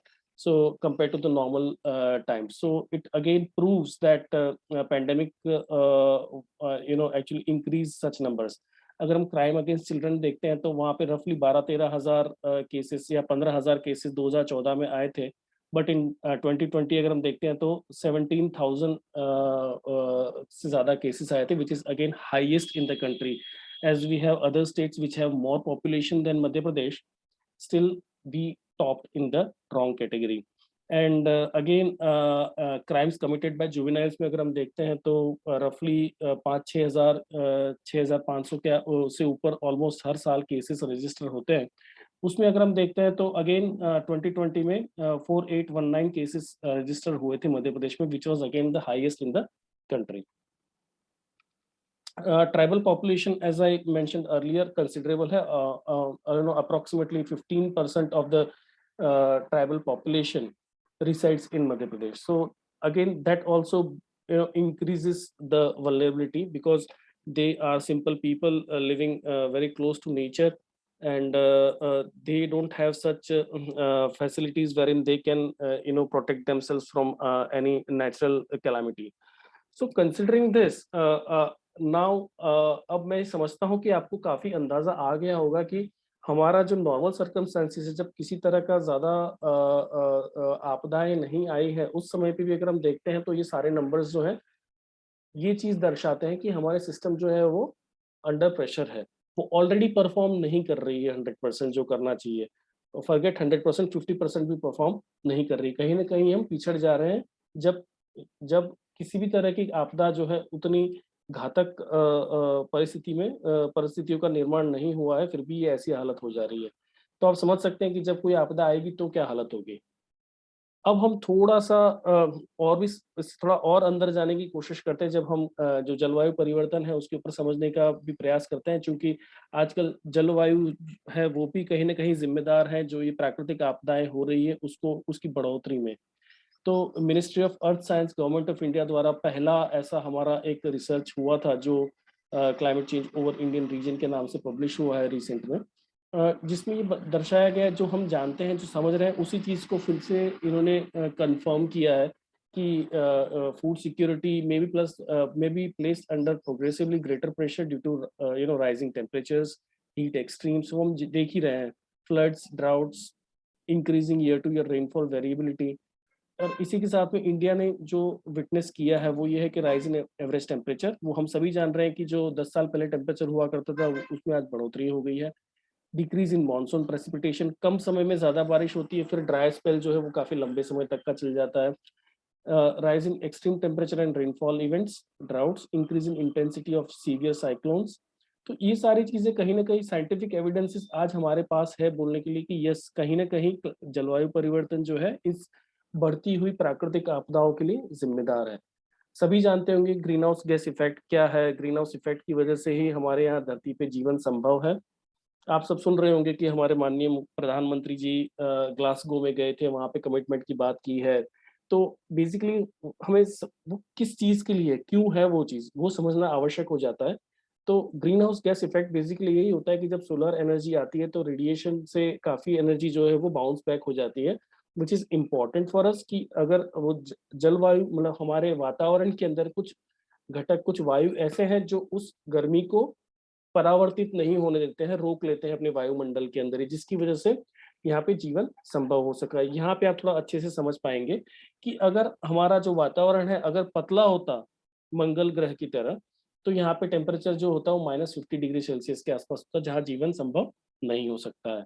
अगर हमारा जो वायुमंडल है उसमें carbon dioxide की मात्रा अगर ज्यादा मात्रा में होती, जैसे कि शुक्र ग्रह पे है जहाँ पे 96%, ऑलमोस्ट 96% जो है वो कार्बन डाइऑक्साइड है, वहाँ टेम्परेचर 400 से ऊपर है, तो वहाँ पे भी हमारे लिए जीवन संभव नहीं हो पाता। इसलिए आवश्यक हो जाता है कि जैसे हमारे यहाँ पे है अभी 15 डिग्री सेल्सियस दिखा रहे हो, 16 के आसपास पहुंच गया है, और यही चीज है जो टेम्परेचर हमारा अब बढ़ रहा है। जो धरती का औसत तापमान जो है, हो सकता है कि मध्य प्रदेश में कुछ अलग हो, जम्मू कश्मीर में कुछ अलग हो, राजस्थान में कुछ अलग हो, कर्नाटका में कुछ अलग हो, लेकिन अगर हम औसत तापमान अगर लेते हैं तो वो 15 से 16 डिग्री सेल्सियस का होता है, जो कि अब बढ़ रहा है। तो इसी बढ़ोतरी को रोकने के लिए United Nations framework convention on climate change, संयुक्त राष्ट्र का एक विभाग है जो इस पे कार्यरत है, जहाँ पे सारे देश ऑलमोस्ट 190 देशों ने अपनी प्रतिबद्धता दिखाई है कि हम इसको कम करने की या इसको रोकने की कोशिश करेंगे। जो 6 मुख्य ग्रीन हाउस गैसेस जो है उसको हम देखेंगे। कार्बन डाइऑक्साइड जो सबसे बड़ा है, जो हम फ्यूल जलाते हैं, कोयला जलाते हैं, हमारे वाहन चलाते हैं, इन सब चीज़ों से उसका उत्सर्जन काफ़ी होता है। मीथेन CH4 जो होता है वो बेसिकली नेचुरल गैस जिसको हम बोलते हैं, उसके दहन करने से या उसको एक्सट्रैक्शन करने से निकलता है। लैंडफिल जो होती है, एग्रीकल्चर जो होता है, जो राइस पैडी मतलब जो चावल का जो चावल उगाते हैं, जो हम लोग, जो धान होता है तो धान में से निकलता है काफ़ी। उसके अलावा जानवर जो जुगाली करते हैं, खास करके गाय, और उनके मैन्योर में से निकलता है। एचएफसीज़ जो है, हाइड्रोफ्लोरोकार्बन्स जो है, वो बेसिकली सेमीकंडक्टर्स और काफ़ी स्पेशलाइज़्ड उसमें चले जाते हैं।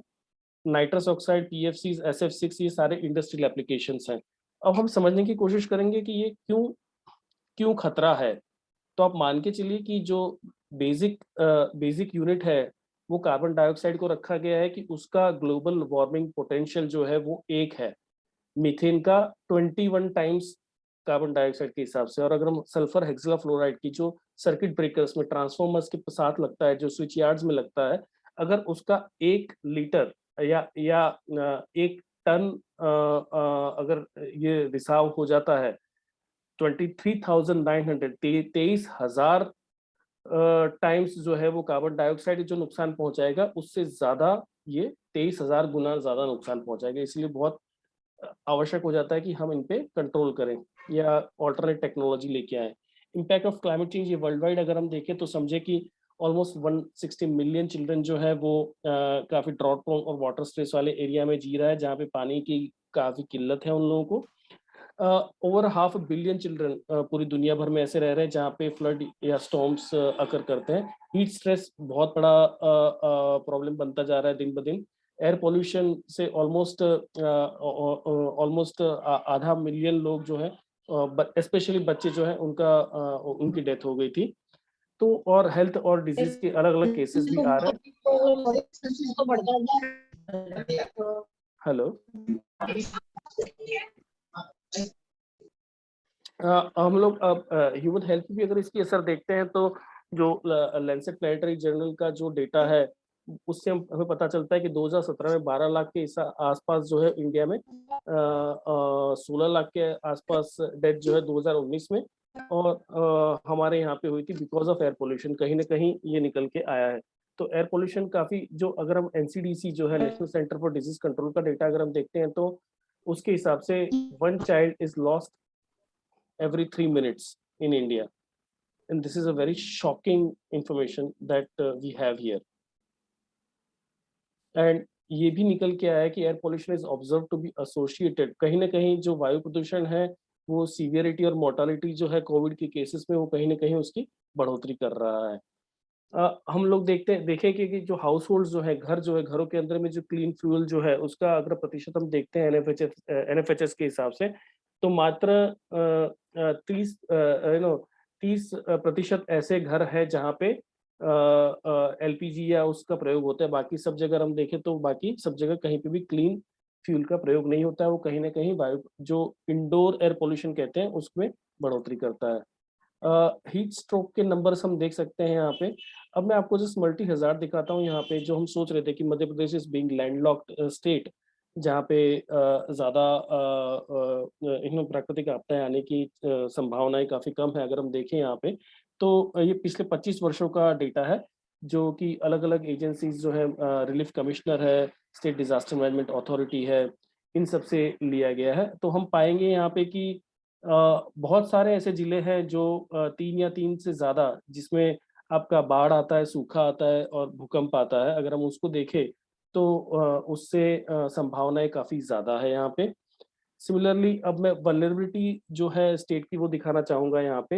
हमने यहाँ पे वल्नरेबिलिटी में physical vulnerability, urbanisation, economy, education, health, population, उसके इंडिकेटर के अगेंस्ट में हमने असेस किया है। ये डेटा जो है again relief commissioner, EPCO, MPSDMA से लिया गया है। तो पाएंगे कि ऑलमोस्ट 44 डिस्ट्रिक्ट्स जो है आउट ऑफ 51, 52, ऑलमोस्ट 80% आपके जो जिले हैं मध्य प्रदेश में, वो संवेदनशील है, वो वल्नरेबल है यहाँ पे, मीडियम टू हाई वल्नरेबिलिटीज। तो ये दर्शाता है कि अगर किसी भी तरह की आपदा अगर आती है तो यहाँ पे प्रभावित जनसंख्या जो होगी उसके आंकड़े काफी ज्यादा होंगे। ये कुछ आंकड़े हैं। मैं बाद में मुस्कान जी से प्रार्थना करूंगा कि शेयर कर दे सबके साथ में। अगर हम आंकड़े यहाँ पे देखते हैं तो काफी भारी मात्रा में पिछले 2 वर्षों में नुकसान हुआ है। 2019 और 20 में अगर हम देखें तो ऑलमोस्ट 14 बिलियन रुपीस और 2020 में 2.86 बिलियन रुपीस का नुकसान हुआ है। हमारे जो भवनें हैं, चाहे वो सड़क हो, इंफ्रास्ट्रक्चर की जो हम बात कर रहे थे, bridges, local government buildings, education buildings, anganwadi centres, health buildings, ये सब जो है उसका कहीं ना कहीं काफी हद तक नुकसान हुआ है। तो वल्नरेबिलिटी में जो हम आगे बात कर रहे थे कि फिजिकल वल्नरेबिलिटी में कहीं ना कहीं ये चीजें भी हमको नीचे ले जाती है। इसलिए हमको जो सामान्य डिजास्टर आपदा प्रबंधन है उससे आगे बढ़ना है, जहाँ पे हमको climate and disaster risk reduction की तरफ बढ़ना है, जो कि which is aimed at preventing new and reducing existing disaster risk and managing residual risk। ठीक है, रेसिडुअल रिस्क को भी मैनेज करना बहुत आवश्यक हो जाता है, all of which contribute to strengthening of resilience and therefore to achievement of sustainable development. तो उसके लिए हमारे पास क्या क्या और तरीके हैं जो हम जिससे हम निपट सकते हैं, जिससे हम इसको आगे लेके जा सकते हैं। जो वल्नरेबिलिटीज हमने अलग अलग 5 सेक्टरों में देखी है उसको हम ओवरकम कर सकते हैं। उसके लिए हमारे पास अगर देखें तो विश्व में सस्टेनेबल डेवलपमेंट सतत गतिशील लक्ष्य जो है 2030 तक का लक्ष्य रखा गया है, कि जहाँ पे गरीबी उन्मूलन, साक्षरता, स्वास्थ्य, पानी, जलवायु परिवर्तन, इस पे इसके मुद्दे, उसके गोल्स रखे गए हैं। डिजास्टर रिस्क में अगर हम देखें तो Sendai framework for disaster risk reduction है, और क्लाइमेट चेंज में पेरिस क्लाइमेट अकॉर्ड है, जहाँ पे हम लोग कहीं ना कहीं जलवायु परिवर्तन के प्रति काम करके, जो मैंने आगे बताया कि जो तापमान की बढ़ोतरी हो रही है उसको रोकना या कम करने, उस गति को कम करने की प्रयास करेंगे। इंडिया लेवल पे अगर हम देखते हैं तो हमारे पास national action plan for climate change है, नेशनल डिजास्टर मैनेजमेंट प्लान है, हर स्टेट लेवल पे स्टेट एक्शन प्लान है ऑन क्लाइमेट चेंज और स्टेट डिजास्टर मैनेजमेंट प्लान बने हुए हैं। ये सारी चीजें हमारे लिए ये पॉलिसी इंस्ट्रूमेंट्स हैं ऐसे, जो कि हमको काफी आवश्यक और काफी सहयोग दे सकते हैं अगर आप इनको अचीव करना चाहें। हम तीनों ये जो ग्लोबल फ्रेमवर्क्स है उसको देखें तो कहीं ना कहीं ये तीनों भी एक साथ में जुड़े हुए, जहाँ पे अंडरस्टैंडिंग डिजास्टर रिस्क जो सबसे आवश्यक चीज हो जाती है, that is the need of the hour. क्योंकि हम जब तक समझेंगे नहीं कि क्या क्या वल्नरेबिलिटीज है, क्या क्या रिस्क है, क्या खतरे हैं जिसको जिसका सामना हमें करना पड़ सकता है, तब तक हमारा कोई प्लान, कोई स्कीम सक्सेसफुल नहीं हो पाएगा। यही कारण है कि भारत में आप कोई भी स्कीम देख लीजिए 100% सक्सेसफुल नहीं है। उसके कारण मूलभूत कारण जो है उनमें से एक ये है कि जहाँ पे हमने रिस्क को कंसिडर नहीं किया है। तो हम कैसे उसको कम कर सकते हैं, वो ये है कि हम लोग रिस्क इन्फॉर्म डेवलपमेंट की तरफ बढ़े, जहाँ पे हम जो खतरा है, जो रिस्क है उसको आइडेंटिफाई करें, उसको हम लोग कंसीडर करें हमारे किसी भी प्लानिंग में। तो ये इंटीग्रेटेड रिस्क असेसमेंट काफ़ी आवश्यक हो जाते हैं। कंटिन्यूअल इम्प्रूवमेंट हमारे लिए बहुत आवश्यक है, बिकॉज कि एक बार हमने बना दिया तो वो चीज़ आगे आने वाले 5, 10, 50 वर्षों तक नहीं चलेगी। हर साल या हर 2-3 साल के अंदर हमें एक बार उसका फिर असेसमेंट करना है, समझना है कि और नए खतरे आए हैं क्या, या जो खतरे पहले से थे उसको हमने कम किया है कि नहीं किया है। तो उसी के तहत हमें जो हमारी पॉलिसीज है, प्लान्स है, प्रोग्राम्स है, उसको करेक्ट या मॉडिफाई करना पड़ेगा। पॉलिसी एंड रेगुलेशन में और भी देखें हम लोग तो हमें इंट्रोड्यूस करना पड़ेगा कंप्लायंस बेस्ड सर्टिफिकेशंस या इस तरह के पॉलिसीज, जहाँ पे जो अभी अब तक नहीं थे पर अब हमें आवश्यकता लग रही है कि हमें इसको लाना चाहिए, जिसकी वजह से हम उसको और गति दे सकते हैं। और linkages for learning, ये these 4 ways we can ensure that we minimize the vulnerability। And inclusive policy framework में क्या क्या होना चाहिए, रिड्यूसिंग इम्पैक्ट्स जो है उसको कम करना है हमको, शमन करके, मिटिगेशन करके, जहाँ पे हमें जो रिसोर्स यूज है, नेचुरल रिसोर्स जो है, पानी है, वृक्ष है, जमीन है, बहुत सारे ऐसे नेचुरल रिसोर्सेस है, उसको ऑप्टिमाइज करना है। जो फॉसिल फ्यूल पे हमारा जो दारोमदार ज्यादा हो रखा है उसको कम करना है। रिव्यू ऑफ सप्लाई चेन, ये बहुत आवश्यक हो जाता है कि आज के समय में टेक्नोलॉजी आ गई है, तो हम अमेरिका से कोई चीज़ मंगवा सकते हैं, यूरोप से कोई चीज़ मंगवा सकते हैं, इवन जम्मू कश्मीर से कोई चीज़ मंगवा सकते हैं तमिलनाडु में। बट उससे क्या होता है, उससे उत्सर्जन ज़्यादा होता है और हमारा जो क्लाइमेट चेंज, जलवायु परिवर्तन के प्रति हमारी प्रतिबद्धता है वो कहीं ना कहीं खतरे में आती है। तो लोकल जो बोलते हैं ना हम लोग, थिंक ग्लोबल एक्ट लोकल, उस पर आगे बढ़ना है। रेजिलियंस जो इम्प्रूव करना है हमें, जो सुदृढ़ता है उसमें अडाप्टेशन के बेसिस पे जाना है, जहाँ पे इंफ्रास्ट्रक्चर डिजाइन जो है उसको इम्प्रूव करना है, एंगेज विद कम्युनिटीज, कम्युनिटी के साथ में जुड़ना है, उनको उनका वल्नरेबिलिटीज कम करना है, link to sustainability indicators initiatives, वो हमारे लिए आवश्यक हो जाता है। और हमें क्या एडवोकेट करना है, क्या कहाँ पे हमें लीड करना है, वहाँ पे हमें लोकल और नेशनल पॉलिसीज पे लीड करना है, उसको एडवोकेट करना है, इम्प्रूव पब्लिक अंडरस्टैंडिंग करनी, पब्लिक के साथ हमें एंगेज करना है, उनका क्षमतावर्धन करना है, एंड रिस्क इन्फॉर्म अप्रोच रखना है। हमें कुछ एग्जाम्पल अगर हम देखते हैं तो जैसे कि स्कूल सेफ्टी, शाला सुरक्षा प्रोग्राम जो है, scouts, Bharat scouts and guides है, जो कि एक इतना विशाल नेटवर्क है जो अभी भी अनटैप्ड है। जैसे कि मैंने पहले बताया कि बच्चे हमारा भविष्य, अगर हम उनको तैयार करते हैं, जो जापान की बात की पहले, वहाँ पे संभव इसीलिए हो पा रहा है क्योंकि वहाँ के हर बच्चों को पता है कि अगर बाढ़ आती है तो क्या करना है, अगर भूकंप आता है तो क्या करना है। उसी तरीके से हमें भी ये कहीं ना कहीं सुनिश्चित करना है कि बच्चे जब शालाओं में रहते हैं तो वहीं पे उनको ज्ञान मिले, वहीं पे जाने और उसको आगे लेके जा सकते हैं। पॉलिसी लेवल पे अगर हम देखते हैं तो जो हमारे प्रयास थे उससे हमने मध्य प्रदेश सरकार का जो सस्टेनेबल डेवलपमेंट गोल्स को अचीव करने का जो एक्शन प्लान है, उसमें हम लोग उस चीज़ों का समन्वय करवा पाए हैं। उसके अलावा हमने स्वास्थ्य विभाग के साथ मिलकर हमने क्लाइमेट चेंज और ह्यूमन हेल्थ पे स्टेट एक्शन प्लान बनाया है, जिसमें अलग अलग स्ट्रेटेजीज हैं कि कैसे हम उसको कम कर सकते हैं, कैसे हम जो जलवायु परिवर्तन और जो आपदाएं हैं उसको हम कमी करते हुए सुनिश्चित कर सकते हैं कि जो प्राथमिक सेवाएं हैं वो रुके नहीं, वो चलती रहे, जो कि अल्टीमेटली हमको रेजिलिएंट बनाएगा। तो इसी के साथ मैं आप सब लोगों का धन्यवाद करता हूँ। आशा करता हूँ आप लोगों को अच्छा लगा होगा। कुछ अगर कहीं पे सवाल है तो प्लीज आप बॉक्स में शेयर कर सकते हैं। Thank you so much Muskan. Thank you very much, sir, for letting us know about the vulnerability profile of the community. Thank you very much. Now, I would like to invite Shri Arun Verma, sir, again. He's a young professional at NADM.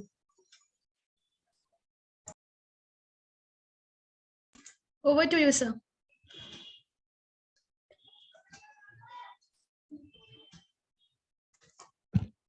Thank you Muskan. Presentation visible है? No, sir. अभी नहीं है? Yes, sir.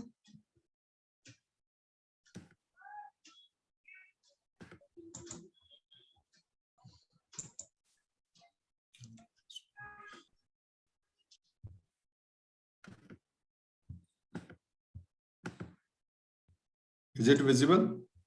Yes, sir, now it's visible. Okay.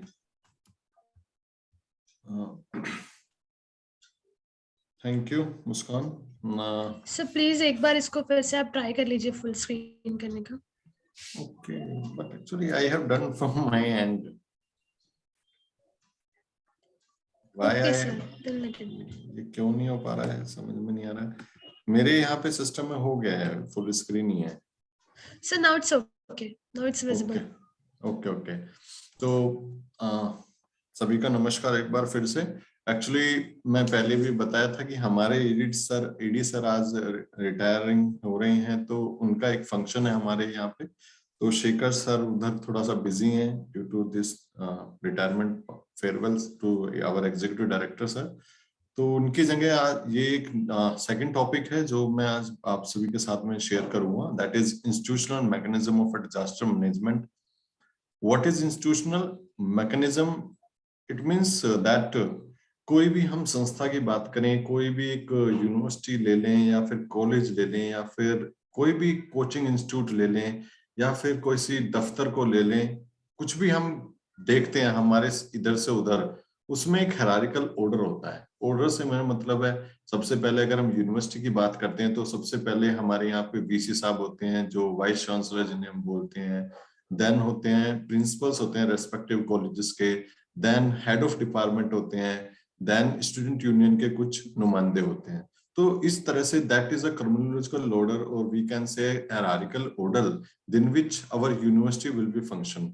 Like in the office के अगर हम बात करें तो सबसे पहले सीनियर बॉस होते हैं, बॉस के नीचे फिर एचआर मैनेजर, कोर मैनेजर, दूसरे manager, so there are kind of people which are working and they like that in country we have a setup for institutional mechanism also in the field of disaster management.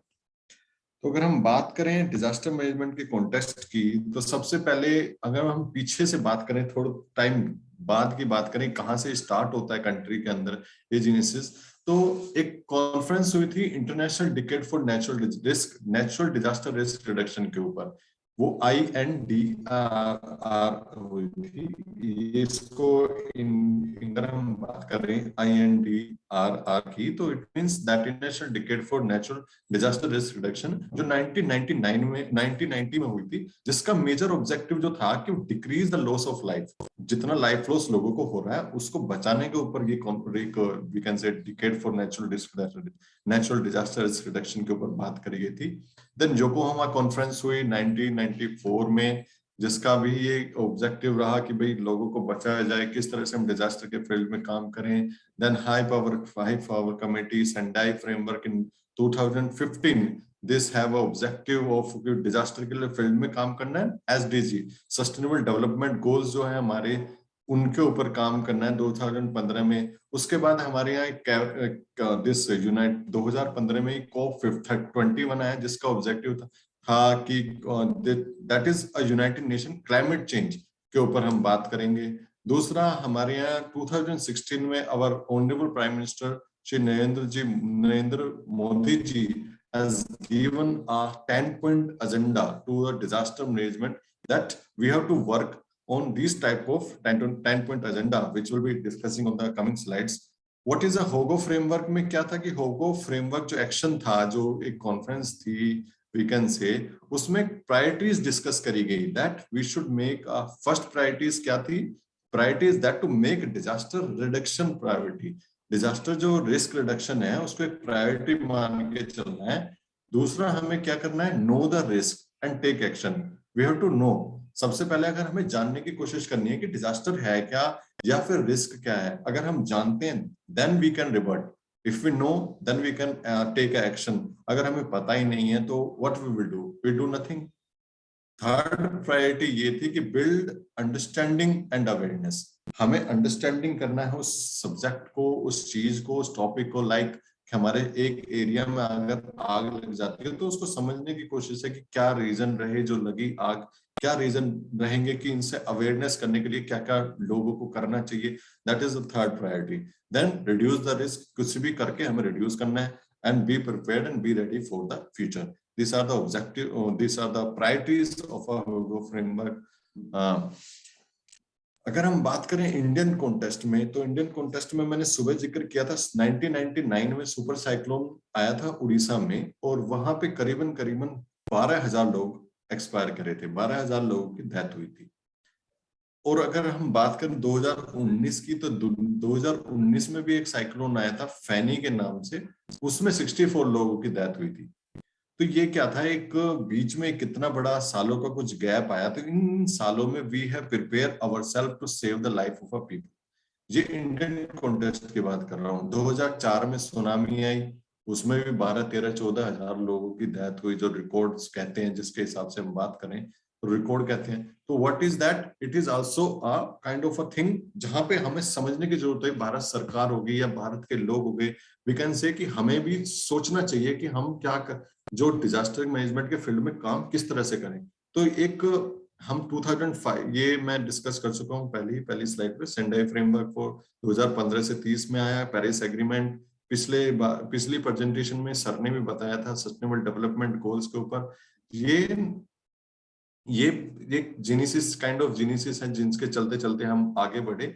लेकिन country की अगर हम बात करें, हम Indian context की बात करें, तो Latur earthquake, Orissa super cyclone, Gujarat earthquake, Indian ocean tsunami, Kashmir earthquake, ये आई ओपनिंग इवेंट्स थे हमारे कंट्री के लिए, जिनमें कि हमें भी डिजास्टर मैनेजमेंट के फील्ड में सोचना पड़ेगा और कार्य एक प्रॉपर चैनल के थ्रू एक कार्य करना पड़ेगा, काम करना पड़ेगा। देन सिस्टम एक तरह से एक्सपोज्ड हुआ, मतलब कि भाई हमारे यहाँ तो बहुत कमियां हैं, हम तो बिल्कुल ध्यान ही नहीं दे पा रहे हैं, ना हमारे पास रिस्क हैजार्ड वल्नरेबिलिटी मैपिंग है, ना हमारे पास एडुकेट अर्ली वार्निंग सिस्टम है, पुअर कनेक्टिविटी है, पुअर कम्युनिटी अवेयरनेस है, इन्वायरमेंटल डिग्रेडेशन। तो दीज टाइप ऑफ एक्टिविटीज हमें क्या है, सिस्टम एक तरह से एक्सपोज हो गया।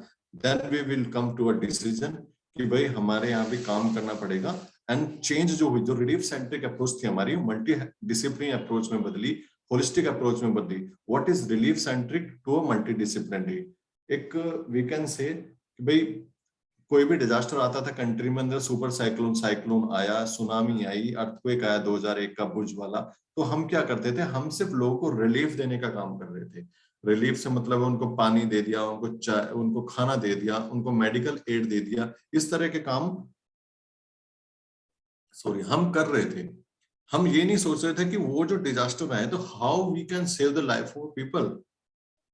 डिजास्टर के आने से पहले हम कितने प्रिपेयर हैं उस पे हम कभी काम नहीं कर रहे थे। तो एक अप्रोच बनी रिलीफ सेंट्रिक अप्रोच से multi disciplinary. What is multi disciplinary? Multi disciplinary is that what I have told you in the first slide, first presentation of mine, disaster management cycle. We will work for a disaster preparedness, we will work for the disaster mitigation, we will work for the disaster response, we will work for the disaster response part. That is known to be a multidisciplinary approach in the disaster field of a disaster management. आगे क्या हुआ कि हम धीरे धीरे आगे बढ़े, हमारी अप्रोच बदली, और ये सब्जेक्ट जो है ये डेवलपमेंट के लिए काम हो गया। और 2005 में हमने एक एनेक्टमेंट किया। एक एनेक्टमेंट के बाद थ्रू एक डिजास्टर मैनेजमेंट एक्ट कंट्री के अंदर आया, जो कि डीएम एक्ट 2005 के नाम से बहुत जाना जाता है। आप सभी भी इस एक्ट को एनडीएमए की वेबसाइट पे, नेशनल डिजास्टर मैनेजमेंट अथॉरिटी की वेबसाइट पे एक्ट है, और ये आप गूगल करेंगे जनरली तो भी मिल जाएगा। एक्ट को जरूर एक बार देखें कि उसमें क्या प्रोविजन है, क्या क्या चीजें लिखी हुई हैं, किस तरह से डिजास्टर मैनेजमेंट एस्टेब्लिश हुआ कंट्री के अंदर, वहां से थोड़ा सा आप लोग समझने की कोशिश करें। और एक्ट का क्या था, एक्ट जब गवर्नमेंट के लॉ के थ्रू एक्ट हो गया, एस्टेब्लिश हो गया कंट्री के अंदर, तो उसने कुछ इंस्टीट्यूशंस बनाए, कुछ इंस्टीट्यूशंस को कंट्री के अंदर लागू किया गया, जिसमें कि सबसे पहले आता है establishment of NDMA, national disaster management authority. ये 2023 को 23 दिसंबर 2005 को एक्ट जो है इनेक्ट हुआ था कंट्री के अंदर।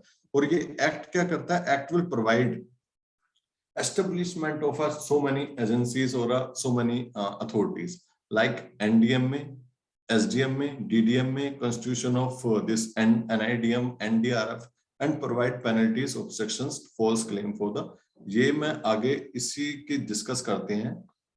इंस्टीट्यूशनल फ्रेमवर्क हमारे कंट्री के लिए तैयार हो गया। अब ये this slide is a main setup of an institution in the country, like at a government level, or we can say at a central level, we have a MHA, Ministry of Home Affairs, who is taking care of the, at national level, we have institution like NDMA, National Disaster Management Authority, who will be chaired by Honorable Prime Minister of a country. ये एक ऐसा institute है, एक ऐसी authority है जो कि chairman, जिसके चेयरमैन हमारे रेस्पेक्टिव प्रधानमंत्री होते हैं, जो भी टाइम रहेगा, जैसे पहले मनमोहन सिंह थे, आज के समय में ऑनरेबल नरेंद्र मोदी जी हैं चेयरमैन इस हमारे एनडीएमए के। एंड इसको असिस्ट करती है एक body that is known to a national executive committee. मतलब ये प्लान बनाते हैं, इनका जो काम है वो अगली स्लाइड पे है। पहले हम यहाँ से समझते हैं कि किस तरह के हेरालिकल वर्क होता है। अगर हम बात करते हैं कि जैसे हम पहले बताया था, यूनिवर्सिटी में VC, principal, respective HODs and the head of departments, तो इसी तरह से हमारे नेशनल लेवल पे, सेंट्रल लेवल पे we have NDMA, state level पे we have a SDMA, State Disaster Management Authorities. Honorable respective CM of a state is a chairman, and at a district administration or a DDMA, we have a district magistrate, or which is a chairman of this DDMA. तो ये तो institutions लगे, ये institute national level पे NDMA, state पे SDMA, district पे DDMA, इनको assist करते हैं दो इंस्टीट्यूशन। अगर हम बात करें एमएचए दिस स्टेट लेवल पे, तो स्टेट एग्जीक्यूटिव कमेटी, जिसके चेयरमैन होते हैं chief secretary of a respective state, और एनडीएमए लेवल पे home secretary of a country, जो अजय भल्ला जी हैं आज के टाइम पे। तो वो what they do, they are a helping hand to the each other, that NDMA make a guidelines, NDMA make a plans for disaster management, and these NEC will be assist them to making a disaster management plan. They will make the disaster management plan and get approval by the Prime Minister, or we can say NDMA. ये MHA के 3 organisation बनाए गए थे। MHA में एक तो NDMA हो गया, second one is NIDM and NDRF। NIDM is Capacity Building Institute, National Institute of Disaster Management at a national level.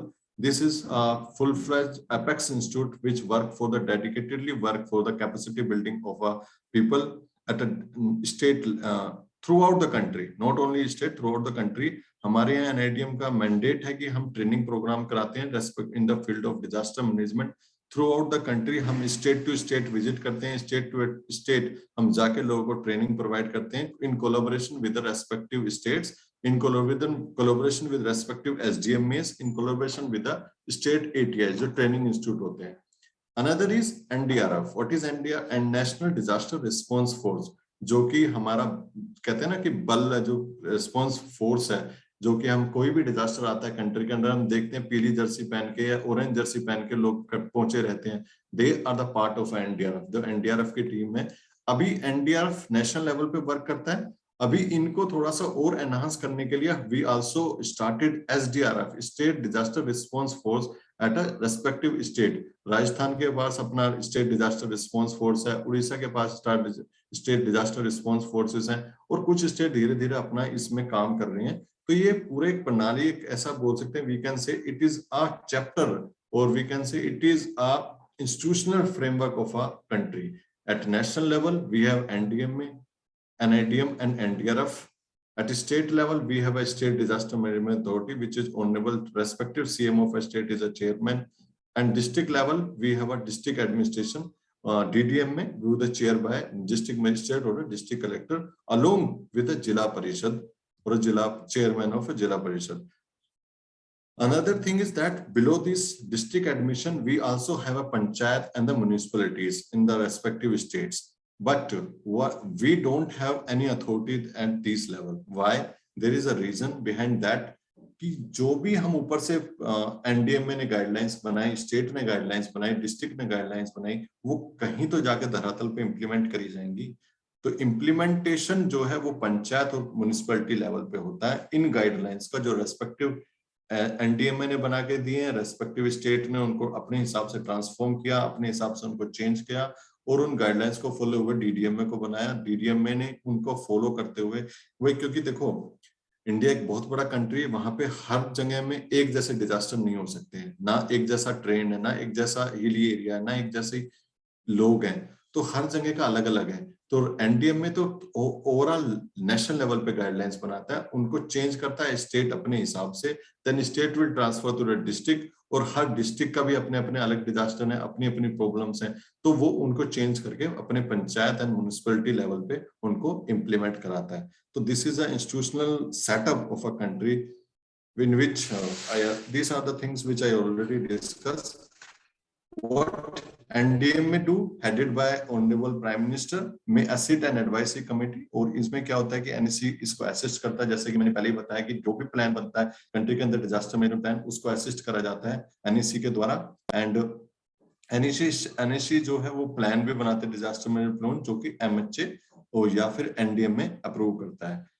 NDMA का क्या फंक्शन है? अप्रूव नेशनल प्लान्स, जो कि आज की डेट में NDMA की गाइडलाइंस कुछ इस तरह की है कि हर यूनिवर्सिटी, हर कॉलेज, हर किसी भी क्षेत्र में हम काम कर रहे हैं, वहां का एक डिजास्टर मैनेजमेंट प्लान होना चाहिए, जिसमें कि हमें निम्नलिखित चीजें होनी चाहिए कि भाई उसमें ये पता होना चाहिए कि कौन हेड करेगा प्लान को, कौन अगर इम्प्लीमेंट करते समय कौन क्या होगा, किसकी रिस्पॉन्सिबिलिटी क्या है, वो पता होना चाहिए सभी को।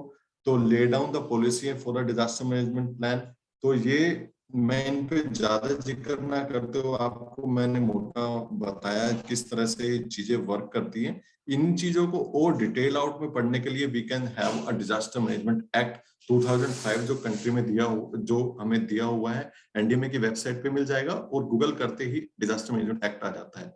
तो नेशनल लेवल पे we have NDMA, state level पे we have SDMAs, at a district level we have a DDMAs, below that we have a municipalities and the panchayat where these guidelines will be implemented. So lay down NDMA का function जो है, lay down the policy for disaster management, lay down guidelines for the state authorities, provide the support to the country in major affected. अभी अगर हम बात करें तो NDMA is a key player in the disaster management field. Why? अगर जितना भी Covid की जितनी बीमारियां ये बढ़ रही हैं, घट रही हैं, तो फैसला कौन ले रहा है? फैसला is only taken by the honourable this NDMA, and वो रेस्पेक्टिव स्टेट्स को अपना बताता है कि भाई आप इस तरह से करें, आगे काम करना है। NEC का मैंने बताया कि NEC के जो हैं जो हमारे जो चीफ सेक्रेटरी हैं कंट्री के, वो इनको देखते हैं, उनका संभालते हैं, वो चेयरमैन होते हैं, और वो क्या होता है कि कंट्री में वो NEC प्लान जो भी बनेगा वो अप्रूव कराना NDMA से, असिस्ट करना NDMA को, ये इनका प्राइमरी वर्क होता है।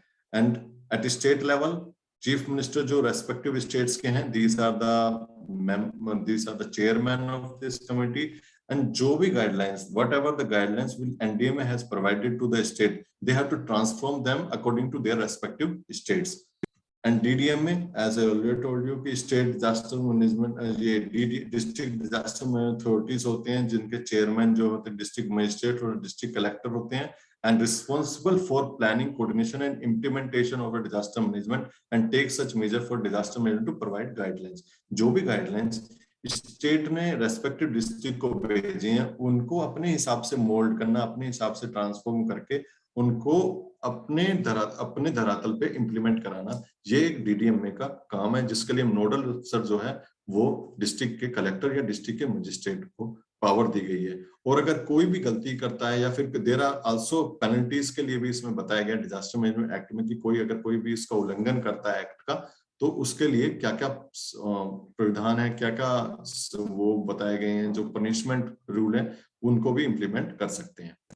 NDMA के बाद SDMA आए, SDMA के बाद DDMA आए, तो एक नेशनल लेवल पे क्या है? NIDM। NIDM is constituting under the act DM act premium institute है एक्ट कैपेसिटी डेवलपमेंट के लिए, जो कि नोडल रिस्पॉन्सिबल है human resource development, capacity building, training, research कराना, डॉक्यूमेंटेशन कराना, पॉलिसी एडवोकेसी, DM प्लान बनाना, रेस्पेक्टिव स्टेट्स के साथ में मदद करना, and we also do documentation of a case studies of a disaster. Like that, we have documented this super cyclone 1999. We have documented on this 2004 tsunami.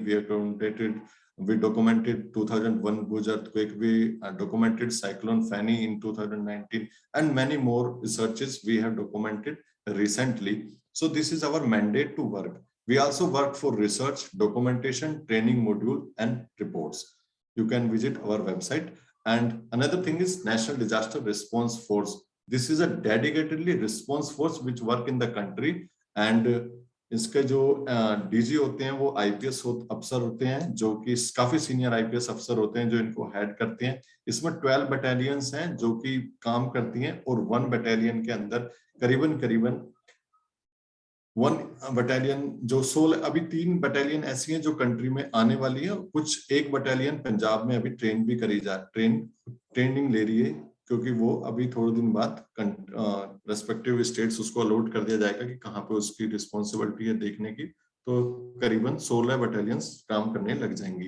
And each battalion have consists of 18 specialist response team. Specialist response team मतलब एक छोटी जो एक तो battalion होगी, battalion के अंदर भी एक छोटे सब पार्ट्स उन्होंने बनाए हुए हैं। एक SRT क्या है, कॉम्प्रोमाइज करती है 47%, जिसमें कि 4 rescue search and rescue teams हैं, 1 मेडिकल सपोर्ट टीम है, 1 टेक्निकल सपोर्ट टीम है, एंड 1 डॉग स्क्वाड है। एंड ईच बटालियन है 1 dining and 1 water rescue team.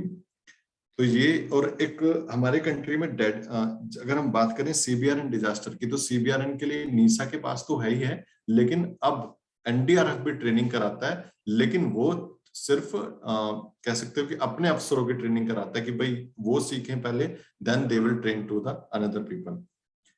ये बटालियंस का वो है जो लोडवाला वाली पंजाब वाली बटालियन, ये अंडर ट्रेनिंग चल रही है। ये बटालियंस की पोजीशंस है कि कहाँ पे बटालियंस हमारे NDRF के सिचुएटेड हैं। गुवाहाटी, कलकत्ता, मुरली, ये कुछ जगह हैं जहाँ पे बटालियंस सिचुएटेड हैं। उसके बाद हम बात करें तो there are many ministries which are responsible for our disasters, like for flood, tsunami, cyclone, earthquake. Ministry of Home Affairs is responsible for that. अभी हम बायोलॉजिकल डिजास्टर की बात कर रहे हैं। बायोलॉजिकल डिजास्टर कंट्री के अंदर चला हुआ है, दिस COVID-19, उसके लिए ministry of health and family welfare है, ड्रोट के लिए मिनिस्ट्री ऑफ एग्रीकल्चर है, केमिकल डिजास्टर्स जो कहीं भी होते हैं कंट्री में, ministry of environment and forest is nodal ministry whom is responsible for their taking actions and the measures. Nuclear disasters के लिए ministry of atomic energy, rail accident के लिए ministry of railways, air accidents के लिए ministry of civil aviation. So these are the ministries which are working. These are the points which our honorable prime minister has been arises in the PM. ये इनको PM 10 point agenda कहा जाता है. तो इनमें क्या है कि ऑनरेबल प्राइम मिनिस्टर ने जो 10 पॉइंट दिए थे उनमें एक सबसे अच्छा जो point, majorly we are working, NIDM is working the 6th point, that network of university for work in disaster issues. We at NIDM are making a group of universities जहां पे भी disaster का कोर्स पढ़ाया जाता है, कराया जा रहा है, तो we are clubbing them and we are coming with a disaster university network framework, जिसमें कि सारी यूनिवर्सिटी एक साथ जुट मिलकर काम करें. अभी हम यूनिवर्सिटी लेवल पे हैं, धीरे धीरे फिर हम कॉलेज को भी मर्ज करेंगे कि डिफरेंट कॉलेजेस एक साथ क्लब करके साथ में काम करें डिजास्टर मैनेजमेंट के फील्ड के लिए. And we will build local capacities. जो हमारी लोकल कैपेसिटीज हैं, जैसे कि हम बात किसी एरिया में रह रहे हैं, वहां पे हमें ये पता होना चाहिए पुलिस स्टेशन कहाँ पर है, हॉस्पिटल्स कहाँ पे हैं, हमारे पास क्या क्या रिसोर्सेज हैं जो हम किसी भी डिजास्टर के टाइम पे यूज कर सकते हैं. हमने ऐसे अक्सर ऐसा होता है कि डिजास्टर कोई भी आया, रिसोर्सेज थे बट हमें पता ही नहीं था कि कहाँ पे हैं रिसोर्सेज. तो we should make a plan. हमें अपनी कॉलोनी का, एक सोसाइटी का भी एक हमें ये पता होना चाहिए कि यहाँ पे ये चीजें रखी हुई हैं, या फिर डिजास्टर अगर कभी भी अप्रोच करता है तो ये हम इन चीजों, इन संसाधनों का यूज करते हुए हम लोगों को अवेयर कर सकते हैं, लोगों की जान बचा सकते हैं. And we should also learn from the disasters. पिछले जो भी डिजास्टर हमने कंट्री के अंदर एनकाउंटर करे हैं, जो भी सीख देखे हैं, उनसे कुछ ना कुछ सीख जरूर लेनी चाहिए. बिकॉज कोई भी डिजास्टर ऐसा नहीं होता है जो हमें कुछ ना कुछ लर्निंग देके ना जाए. कभी भी कोई ऐसी चीज नहीं होती जिससे हम लर्न ना कर सकते हो. तो जो भी हमारी लैकुनास रहे हैं, जो भी हमारी कमियां रही हैं, वो हमें सीखनी चाहिए पुराने डिजास्टर को देखते हुए. जैसे कि भुज का अर्थक्वेक 2001 था, वहां पे हमने क्या सीखा? हमने ये सीखा कि जो बड़ी गैदरिंग थी वहां पे लोगों की, जैसे स्कूल के बच्चे थे, तो उनको अगर हम ट्रेन देते, वो ठीक है कि ओपन एरिया में प्रेयर हो रही थी तो वहां जब नुकसान हुआ तो, but we should train them कि अगर हम बिल्डिंग में हैं, ऑफिस में हैं या फिर स्कूल में हैं, तो किस तरह से हम अपना बचाव कर सकते हैं. We should called NIDM, we should called NDRF की भाई वो हमें स्पेशलाइज ट्रेनिंग कराएं. अर्थक्वेक के कैसे बचा जा सकता है, फ्लड में कैसे बचा जा सकता है. यू पीपल कैन, आपका जो ऑर्गेनाइजेशन है वो कॉल करे, एक बार बताए, अपना NDRF टीम जो हमारी डेडिकेटली वर्क कर रही है उनको बुला के एक मॉक ड्रिल कराए. तो that give a impress pressure, और उससे क्या होता है कि हम सीखेंगे, सीखने को बहुत कुछ मिलेगा. जब when we learn these things we can implement on the ground also. ये मैं सेंट्रल मिनिस्ट्रीज वगैरह ये फंड्स कुछ है जो कि अभी चर्चा ना करें तो ठीक है, क्योंकि ये फंड्स तो डिफरेंट फंड्स आते हैं कंट्री के अंदर.